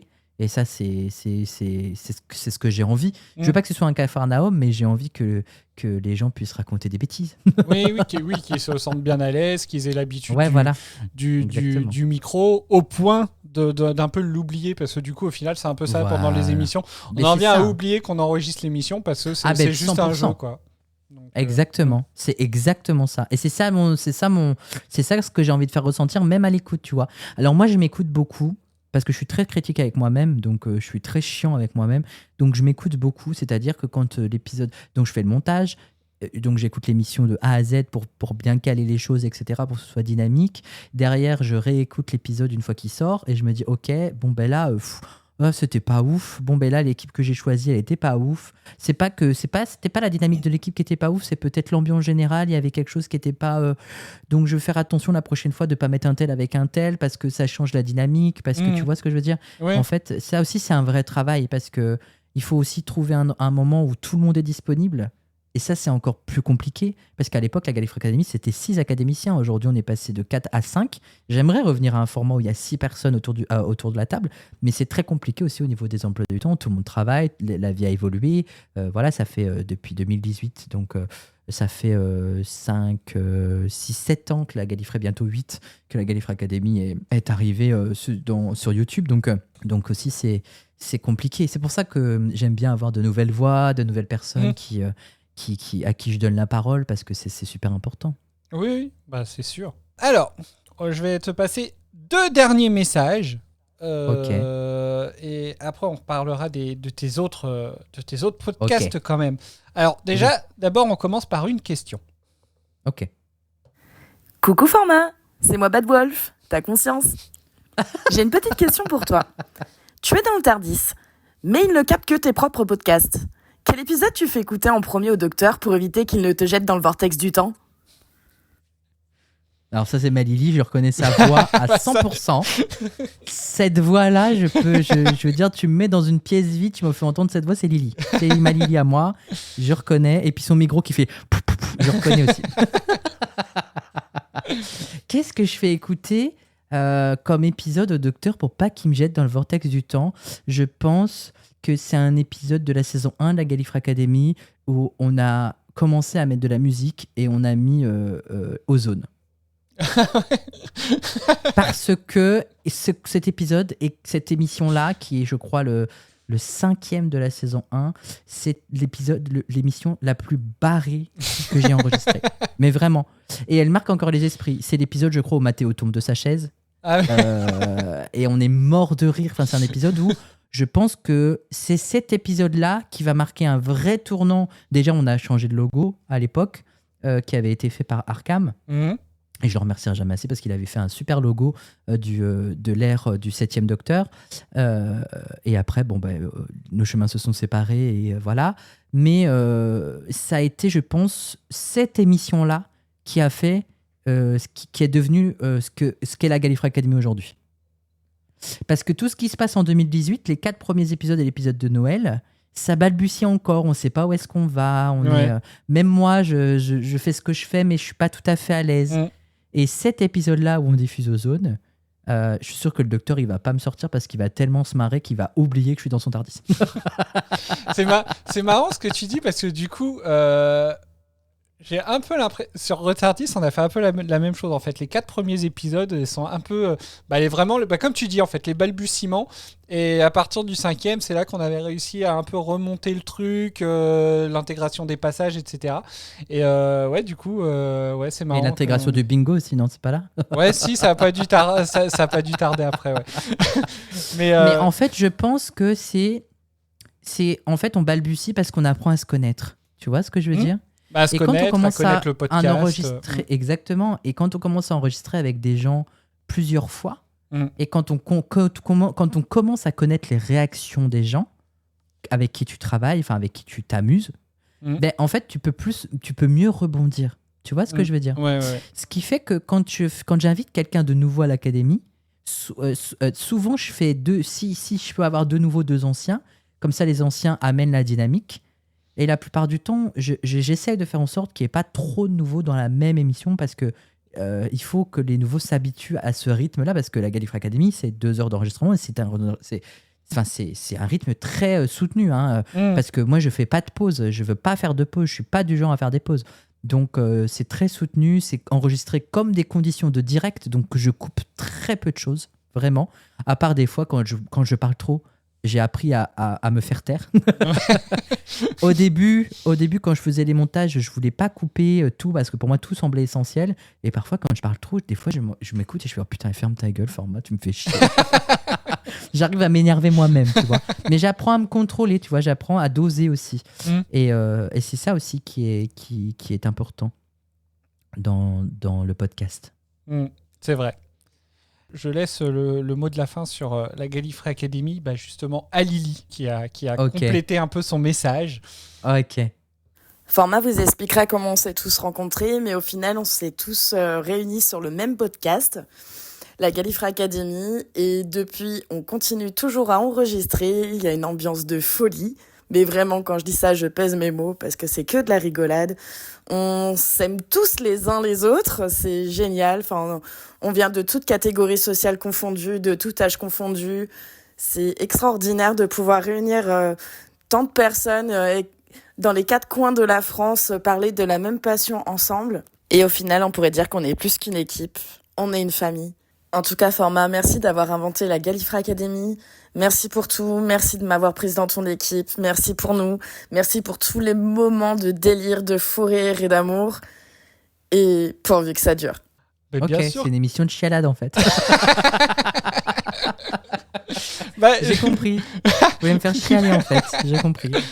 Je remercie Lily en tout cas pour d'avoir parce qu'effectivement, bon alors il a fallu que je prenne sur moi déjà pour lui envoyer un message pour lui demander si elle n'avait pas envie d'envoyer un petit truc et tout parce que voilà, ça me tenait aussi à cœur quand même de diffuser parce que c'est bien beau de t'entendre dire forcément tu vas venir dans une émission et dire tout le positif que tu penses de ton émission parce que forcément c'est un peu le concept du truc, mais c'est bien aussi d'avoir justement un message d'une personne qui est là depuis le début. Voilà, qui est là depuis le début. Et dont j'ai raconté la rencontre, comme elle dit, elle vous racontera, mais je l'ai déjà raconté tout à l'heure, de comment on s'est rencontrés et de la manière dont elle est venue à l'académie, parce qu'elle faisait aussi partie des enfants du Tardis à l'époque, c'est pour ça. Donc, et puis Donna Noble, du coup. Voilà, d'avoir vraiment en plus un avis de l'intérieur pour montrer que effectivement, c'est vrai, c'est aussi ce que ressentent les gens à l'intérieur. Et, exactement. Et voilà, donc merci à toi. De rien. Déjà. non, j'ai eu des frissons, j'ai failli chialer, mais c'est sympa.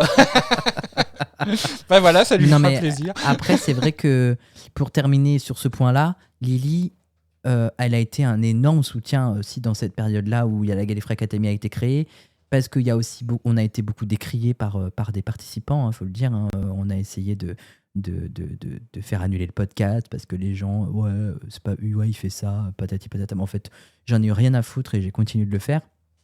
Et Lily, elle a été un véritable soutien, en plus justement, comme je disais tout à l'heure, il y avait le côté où j'étais en plein burn-out, donc en fait Lily, elle se rendait pas compte à l'époque, mais elle a sauvé beaucoup de choses, et puis de par ses bêtises.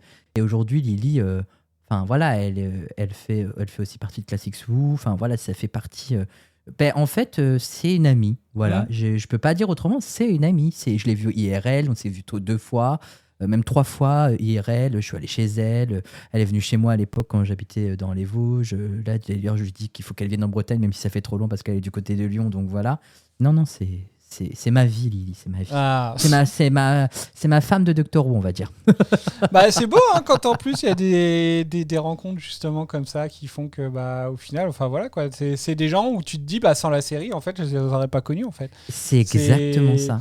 Donc merci Doctor Who du coup. Oui, non mais c'est sur ces niveaux-là au final que la série même en elle-même elle change une vie quoi. Ah ouais. Ah bah 100%. Moi, elle a changé la mienne. Hein. Voilà. Thibaut. Elle a tellement changé la mienne que grâce à la Gallifrey Academy, j'ai participé au premier documentaire de la Pepperpot Team sur le fandom français aussi. Je suis dedans. Donc ça aussi, c'est un point intéressant à noter. Et du coup, bah alors on va donc au moins ça fait en plus une transition sur Classics Woo parce que j'ai fait exprès. Tu vois, c'est là qu'on reconnaît un vrai animateur de podcast. C'est j'ai ça, fait exprès. ouais, voilà. Tu vois, c'est pour ça que je t'ai invité en premier. Comme ça, la tâche sera plus facile. Non, mais alors du coup, mais pourquoi en fait, qu'est-ce qui t'a donné envie de lancer Classics Woo? Parce que du coup Dr Watt m'a invité à participer au podcast Pomme, Grand Poil les Us, donc j'avais déjà participé à quelques épisodes de Dr Watt et ils m'ont dit quand Audrey et Nimp Now sont partis du podcast, ils ont essayé de trouver quelqu'un, mais en fait ils se sont même pas posé la question, ils ont dit on veut format. Et Pomme est venu me dire est-ce que tu veux faire partie de la de Dr Watt à partir de la saison 6? J'ai fait ok, et donc je me suis lancé dans l'aventure Dr Watt à partir de la saison 6. Et là, à l'heure à laquelle on enregistre, on arrive à la fin de la saison 9, avec un épisode incroyable, tout ça qu'on enregistre lundi. Aïe, aïe, aïe. Voilà, on va encore chialer nos mères. Et en fait, il y a très peu de choses en France qui parlent de la série classique.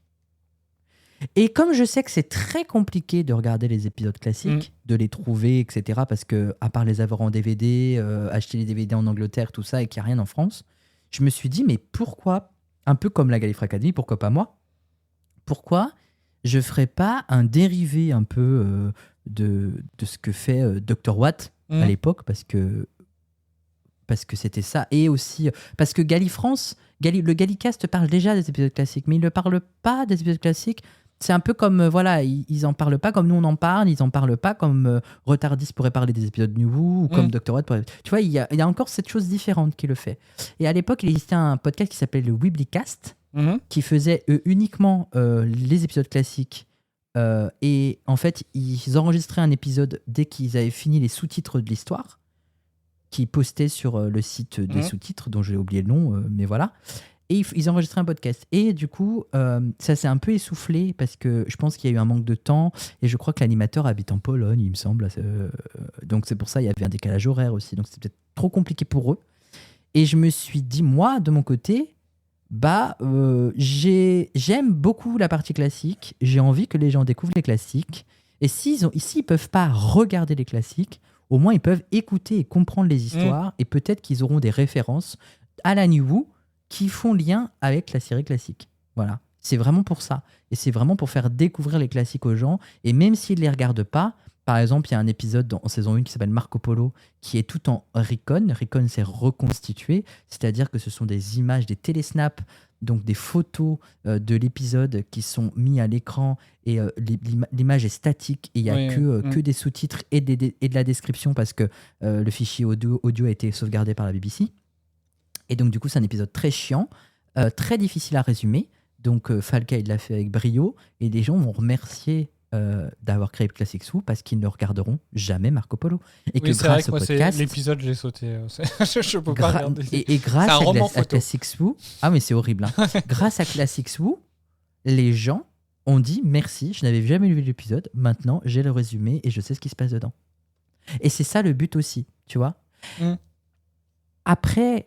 Moi, je suis très mauvais vendeur des épisodes classiques parce que quand les gens me disent « Ouais, Doctor Who, 63, noir et blanc », je dis « Mais si vous avez peur, regardez le 7e Docteur. » C'est ce qui se rapproche le plus de notre ère des années 90.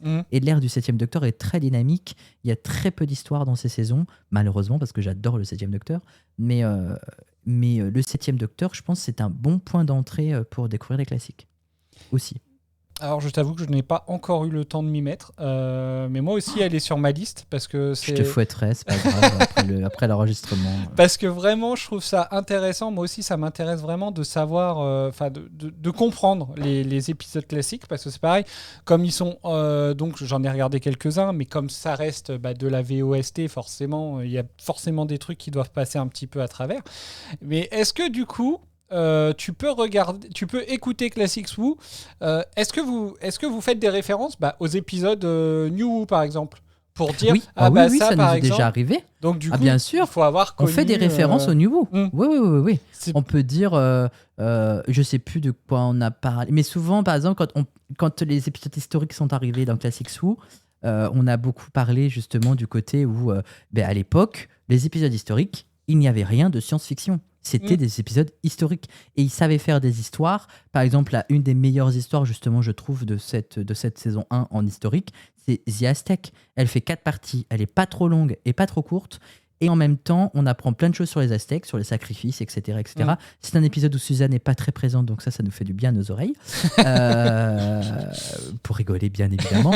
Mais pour moi, c'est un épisode qui est génial, qui nous parle vraiment d'une culture qu'on ne connaît pas. Et il n'y a pas de... Les méchants sont des êtres humains. Ce sont des êtres humains bêtes et méchants qui ont une culture et qui, de par cette culture, font des sacrifices. Et le but de Barbara, c'est d'empêcher les sacrifices. Et en même temps, le docteur lui dit, mais non, tu dois pas empêcher les sacrifices, c'est comme ça que ça doit se passer. Et ce qui est très drôle, c'est que quand on regarde The Reign of Terror, qui est 2 histoires plus tard, Barbara, elle dit au docteur, ils sont bêtes, ils veulent arrêter Robespierre, tout ça, mais en fait, on sait qu'il va crever, même s'ils veulent pas qu'il meure, tu vois. Et elle dit que cette leçon-là, elle l'a appris sur The Aztec, que les choses qui se sont produites, on ne peut pas les changer. Tu vois ce que je veux dire? Oui. Et c'est ça aussi que j'aime dans Doctor Who à cette époque-là.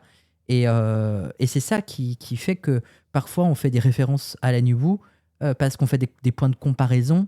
Lily, par exemple, elle disait le premier docteur, il dit qu'il est fatigué, alors que Matt Smith, il a besoin de courir partout. Et avec Falcon, on rigole, on fait oui, mais en même temps, Matt Smith et William Hartnell, ils n'ont pas forcément le même âge à l'époque. C'est vrai. Mais en même temps, elle n'a pas tort. Parce que en New Who, le docteur, il court tout le temps. Oui. Même Capaldi. Donc c'est vrai que ça peut être difficile, mais on fait des références au New Who, donc il n'y a pas de problème. Et puis c'est vrai qu'au final, sur les histoires actuelles et depuis la New Who, comme tu dis, effectivement, tout ce qui est épisode historique, il y a forcément un peu de Doctor Who dedans, un peu de science-fiction, donc on n'est plus vraiment dans l'histoire pure et dure au final. Exactement. Après, c'est un mal pour un bien, en vrai, parce que je pense que des épisodes purs historiques aujourd'hui, on est dans une série de science-fiction. Donc, il nous faut un minimum de science-fiction pour nous faire comprendre que ce n'est pas un documentaire historique aussi, tu vois. C'est ça le truc. Oui, c'est vrai. Et du coup, il y a donc en plus de ça, donc tu as effectivement, comme tu l'as dit, il y a aussi Dr. Watt. Est-ce que tu veux nous parler un petit peu de Dr. Watt ? Alors, Dr. Watt est un podcast du label Podcut.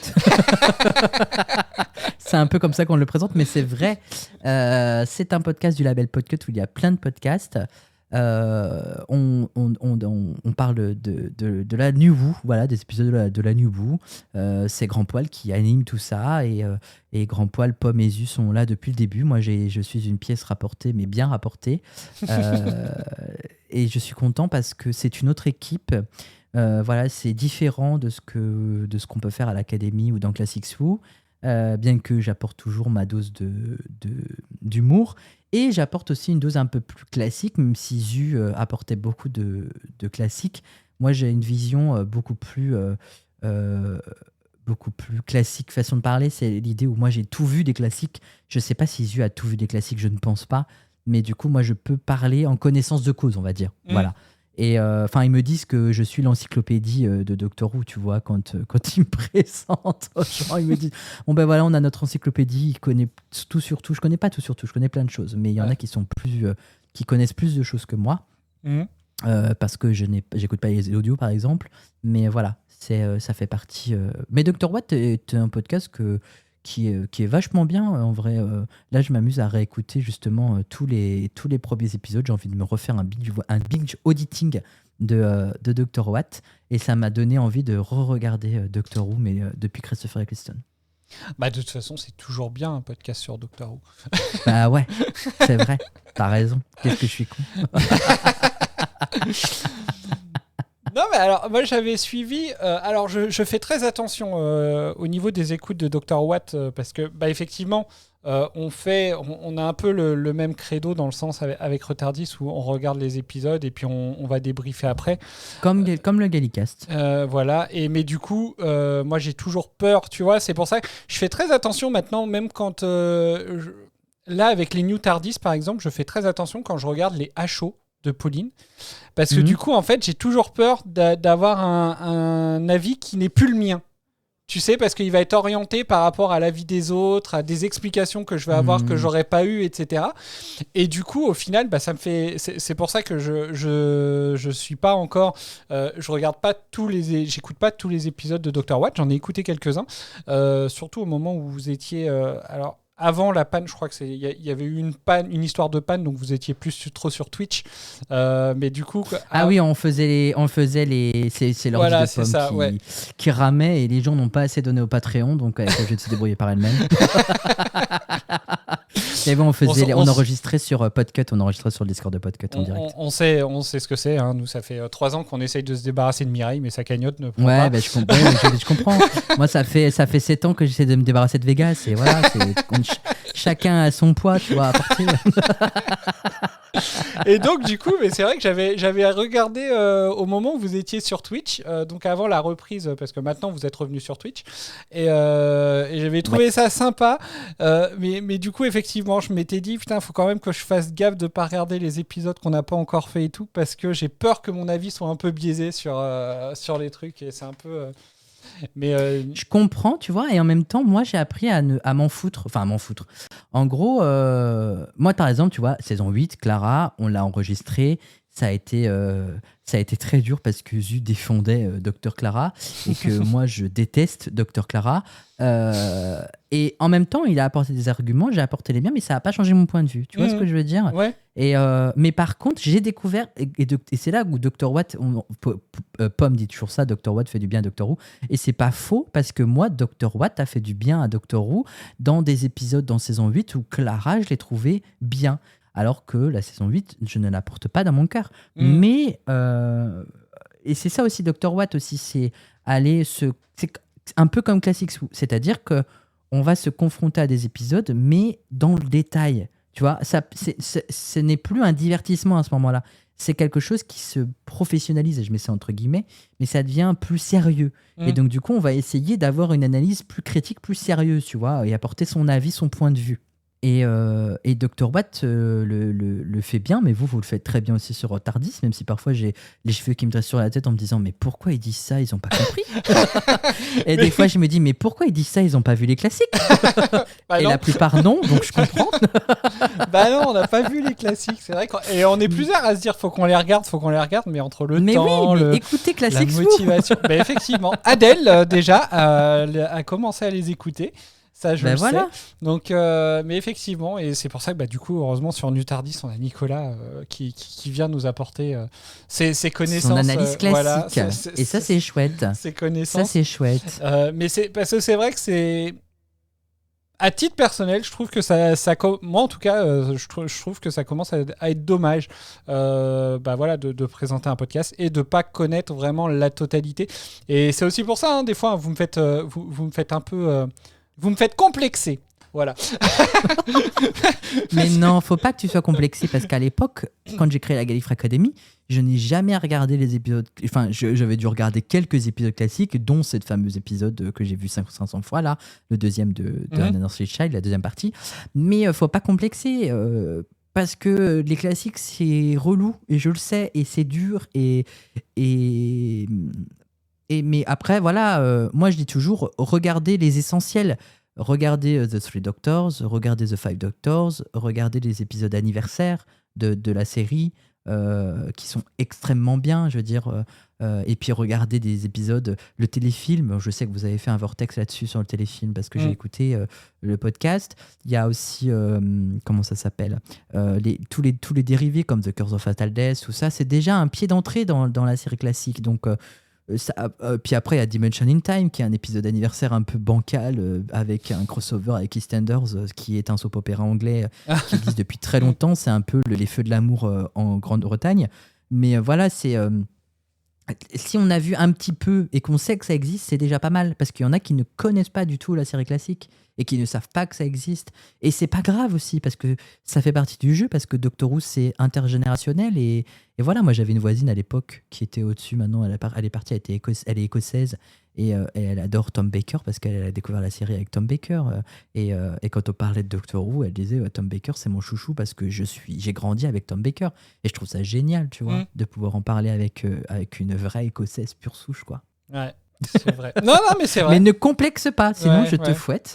Et comme je sais que la plupart des gens qui me côtoient aiment se faire fouetter par moi, voilà. Très bien. Et du coup, il y a un dernier point. On va aller vite quand même parce qu'on est déjà plus d'1h50 d'enregistrement. Ouais, je suis désolé, mais c'est moi qui parle trop. Non, mais t'inquiète. C'est moi qui parle trop. Tu Twitch aussi. Beaucoup. Voilà. Là, ça a moins à voir avec Doctor Who, je crois, parce que ça n'a rien à voir. C'est pas du tout la même communauté. On n'est pas du tout. Oui, on n'est pas du tout. Pas du tout. Grand Moi, fan. je tue des gens sur Dead by Daylight. Il y a du sang partout, et des fois, je fais des simulations avec les Sims où je m'improvise architecte alors que je suis pas du tout architecte dans la vraie vie. Faut de la patience quand même pour. Je crois que j'ai dû Moi, suivre. j'adore. J'ai dû suivre un live où justement t'étais sur les Sims. Je me suis dit mais putain mais j'ai pas la patience moi.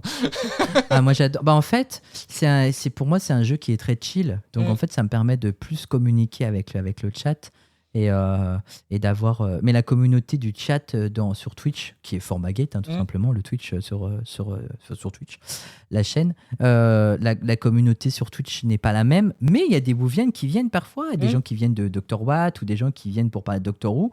Et j'adore parler de Doctor Who quand on fait. Parce que du coup, la chaîne est orientée beaucoup sur les étoiles. Enfin, il y a un TARDIS qui se balade dedans. Au fond, il y a un petit gif de TARDIS qui se balade. Donc, il y a toujours le côté Doctor Who qui est présent. Et il y a le lien des podcasts aussi qui passe dans le chat aussi via le bot. Donc, je cache pas aux gens que j'aime Doctor Who, on parle de Doctor Who, voilà, ça fait partie. Mais c'est une communauté qui est complètement différente par contre. C'est pas la même communauté que je peux avoir sur la Gallifrey Academy ou Classics Who, où là, il y a vraiment des fans qui écoutent, etc. Mais voilà, la communauté de Twitch est différente et j'ai besoin de ça aussi. Parce que Doctor Who c'est bien, mais il n'y a pas que ça non plus. Voilà, c'est ça. Ma santé mentale, j'y tiens. Bon.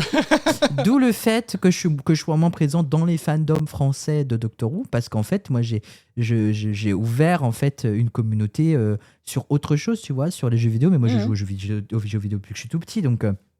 Mais là, j'ai intégré des communautés de jeux vidéo comme les Sims, comme Dead by Daylight, etc., qui sont des jeux que j'affectionne particulièrement. Pour avoir bientôt 6000 heures sur Dead by Daylight, je pense qu'il va à un moment donné que j'aille me doucher. Je crois que je ne connais pas. Alors moi, je suis pas un gros gamer, mais j'ai découvert ce jeu sur ton Twitch justement. Ouais. Et je me suis dit, mais mon Dieu, mais qu'est-ce que c'est que cette violence? Mais c'est très violent et en même temps, c'est un jeu survival horror. Donc, tu vois, c'est pour expliquer pour ceux qui connaissent pas Dead by Daylight, c'est 4 survivants sur une map et il y a un tueur en série qui les poursuit et le but du tueur en série c'est d'offrir l'âme du survivant à l'entité, ce qui fait que le survivant ne meurt pas en fait, il répète une action en boucle, c'est ça le lore de Dead by Daylight, c'est-à-dire il ne meurt pas, il retourne au feu de camp pour que en fait l'entité qui est un peu le dieu du jeu en fait pour lui, ce n'est qu'un jeu. C'est-à-dire, il va capturer des tueurs en série et il va capturer des survivants pour son plaisir personnel. Tu vois, c'est très tortueux et il faut comprendre. Et en fait, moi, ce qui m'a attiré dans ce jeu surtout, c'est qu'il y a des personnages de films connus. Il y a Michael Myers qui vient avec Halloween. Il y a Scream qui vient de la licence Scream justement, donc Ghostface. Il y a Chucky aujourd'hui. Il y a le bourreau, Pyramid Head qui vient avec Silent Hill. Et là il y a Jason. Bon là à l'heure à laquelle on parle, il va y avoir un tueur qui est en lien avec la série de manga Tokyo Ghoul. Donc il y a vraiment une grande diversité de tueurs qui sont à la fois des tueurs originaux et des tueurs à licence. Et c'est ça aussi qui fait la force de ce jeu, c'est que c'est un jeu asymétrique où le tueur il est à la première personne et les survivants sont à la troisième personne. Il faut réparer 5 générateurs, 5 moteurs, les Belges diront, pour alimenter 2 portes de sortie et pouvoir s'échapper. C'est pas facile tout le temps parce que c'est une communauté très toxique. C'est à côté LOL, pour ceux qui connaissent LOL, la communauté de LOL est plus toxique encore. Mais DBD, c'est une communauté que j'affectionne mais qu'on aime détester en même temps. D'accord. Ça donne envie de découvrir. Ouais. En fait, DBD, il faut l'accepter avec ses bugs, avec ses soucis de codage, avec avec les choses que. Mais en fait, on a un running gag dans la communauté de Dead by Daylight, c'est de dire que les développeurs ne jouent jamais à leur jeu et on pense qu'ils ne jouent jamais à leur jeu. Parce qu'ils prennent des décisions, parfois on se dit mais pourquoi ils prennent cette décision? Mais parce qu'en fait c'est trop joué, donc on va changer la manière dont vous pouvez le jouer. Ah ok, c'est sympa, ok, d'accord. Bon ben en même temps, si c'est trop joué, c'est qu'il y a un problème d'un des deux côtés.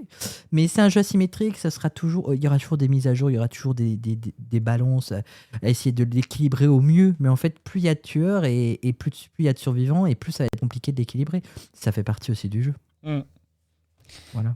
Très bien. Eh ben, merci beaucoup. Est-ce que tu as des choses que tu aurais voulu aborder et que tu te dis que bon, on est quand même à 2 heures quasiment là. Ouais, on est quand même à 2 heures. Hein, il y a eu un petit peu de gossip. Alors il y a eu un peu de gossip, un peu de larmes, beaucoup de rire. C'est l'essence, je pense, de ton émission qui ressort. Mais non, j'ai pas grand-chose à dire, à part si vous avez envie d'aller vous abonner à la Gallifrey Academy, à Classics ou écouter ou Dr Watt ou venir sur Twitch, bah écoutez, la porte est grande ouverte. Surtout que là, on a mis aussi la Gallifrey Academy, le Discord de la Gallifrey Academy maintenant ouvre ses portes au plus large public parce ça a longtemps été un Discord un peu privé, et je mets ça entre guillemets parce que avec tous les déboires qu'on a eu ces dernières années, je voulais surtout avoir un endroit safe place où je pouvais parler de ma série tranquillement sans que je me fasse harceler sur ah mais non, je suis pas d'accord avec ce que tu dis. Et ça, j'ai vraiment pas envie. Mais oui, le Discord est ouvert aujourd'hui, et si vous avez envie de rejoindre et d'être parmi les membres de la Gallifrey Academy pour échanger avec nous et nous dire ouais, c'était trop bien, oh non, on n'aime pas Vegas, venez. Bah de toute façon, je mettrai tous les liens en description. Et si, un dernier point, mais très rapide. Du coup, tu as l'intention de présenter la Gallifrey Academy à la convention de Moulins. C'est un rêve. C'est un rêve. Parce qu'on avait fait ça une fois à la convention de Lyon, la Dr Houdet de Lyon. Et il y avait Mathéo, il y avait David, il y avait Vegas, il y avait Lily, et il y avait un public. Et moi, mon souhait, c'est de faire plus de présentiel, même si c'est compliqué avec tous nos emplois du temps respectifs. Moi, déjà, avec mon travail. Mais ouais, mon souhait, c'est de faire plus de présentiel. Enfin, rien que d'enregistrer ensemble, tu vois, de se voir en vrai, c'est déjà incroyable. Mais si on pouvait faire une Gallifrey Academy en public, comme on avait déjà fait à Lyon, j'aimerais trop. J'aimerais beaucoup. Parce que, après, tu vois, quand on l'avait fait à Lyon, la Gallifrey Academy était en saison 2, c'était pas très connu, qu'aujourd'hui, c'est pas plus connu que ça non plus, mais je sais que, quand on parle de la Gallifrey Academy, peut-être que les gens ont déjà entendu parler, ou pas, et c'est pas grave. Mais pour les gens, pour les aficionados de podcast, je pense que, en faisant partie de Dr Watt aussi, ils entendent beaucoup parler de la GA et de Classics Who. Mais ouais, c'est une envie, c'est un deuxième rêve en fait, c'est un deuxième objectif, je dirais, c'est que cette année on puisse enregistrer en public. Bah, ce serait cool. Ce serait chouette. Ouais, j'ai trop envie. Tu feras participer le public. Avec qui grand montrera, qui montrera qu'il est plus intelligent que les. Voilà, exactement. Que mais comme dans les quatre grosses têtes, autour de la table. Exactement, comme dans les grosses têtes. Dans les grosses têtes, des fois, quand les grosses têtes n'arrivent pas à répondre à une question, paf, allez, on fait répondre une question en public, et bien on fera pareil.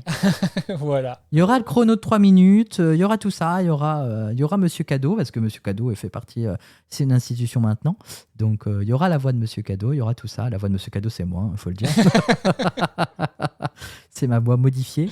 Mais ça aussi, ça a été un truc génial quand je l'ai amené à la Gallifrey Academy. Mais voilà, il y aura tout ça. En tout cas, j'espère pouvoir enregistrer. J'espère. Voilà. En tout cas, je vous le souhaite. Ce serait chouette. Tu seras là de toute façon, parce que si tu es dans le stand, tu seras obligé de participer. De toute façon, nous c'est sûr qu'on sera à la convention. Donc, on a déjà tous bloqué notre date. Ce sera le 9 novembre. Moi, j'ai bloqué aussi. J'ai bloqué tout. Et sans doute que je vais arriver un jour avant et repartir un jour après. Mais j'ai bloqué ma date. Avec plaisir. Ce sera pareil pour nous, tu vois. Très bien. Écoute, en tout cas, je te remercie beaucoup pour cet échange. C'était très sympa. Donc, merci à toi d'avoir participé. Merci de ton invitation. C'était vraiment super chouette. Merci beaucoup. Voilà. Là, on va pas faire comme un retardis. Il y a déjà comme un retardis au niveau du temps. Ah mais non, mais clairement là, je me dis putain, à chaque fois qu'il dépasse 1 heure sur le vortex, oh là là, mais on a fait long. Bah là, pour le coup. Alors, vous n'avez jamais fait 3h30 de Gallifrey Academy? On a fait notre première rétrospective sur Retardis, ça faisait 3h30 je crois à peu près, ouais. Ah ouais, on avait long, fait hein. super long, ouais. Mais voilà, on enregistrait l'après-midi, on avait fait la bêtise, c'est pour ça que depuis on fait le soir, comme ça au bout d'un moment, de toute façon la fatigue gagne. Ouais, c'est ça. C'est ça. Mais non, mais attends, pour terminer, nous, les gens de Gallifrey Academy, on faisait le soir. Hein. Ouais. On terminait à minuit. Hein, tu vois. Oh là là. Ah bah oui. Non, mais on est des grands malades. Allez, bah du coup, c'est là-dessus que se referme ce vortex. Vous pouvez donc retrouver Formagate dans Gallifrey Academy, Classics Who, Dr. Watt et sur sa chaîne Twitch. Vous trouverez toutes les infos et tous les liens en description de l'épisode. En attendant un prochain numéro, n'hésitez pas à découvrir Retardis Experience si vous ne le connaissez pas. Le podcast que j'anime sur la New Who de la série ou encore New TARDIS Experience, le podcast sur la série de 2023 diffusée sur Disney+. D'ailleurs, à l'époque où je vais sortir cet épisode, les nouveaux épisodes sur Disney+ seront sortis. Ouais, on a hâte. Ouais, j'ai hâte. Voilà. Pour de vrai. Le teaser, il donnait bien envie, je trouve. Ouais, il donne envie. Bah, la saison 1 aussi, hein, mais Ouais. après... Mais juste le teaser, du coup. Voilà. Et voilà, encore merci, Format. Et puis, Avec plaisir. à bientôt tout le monde. Salut! Bye bye.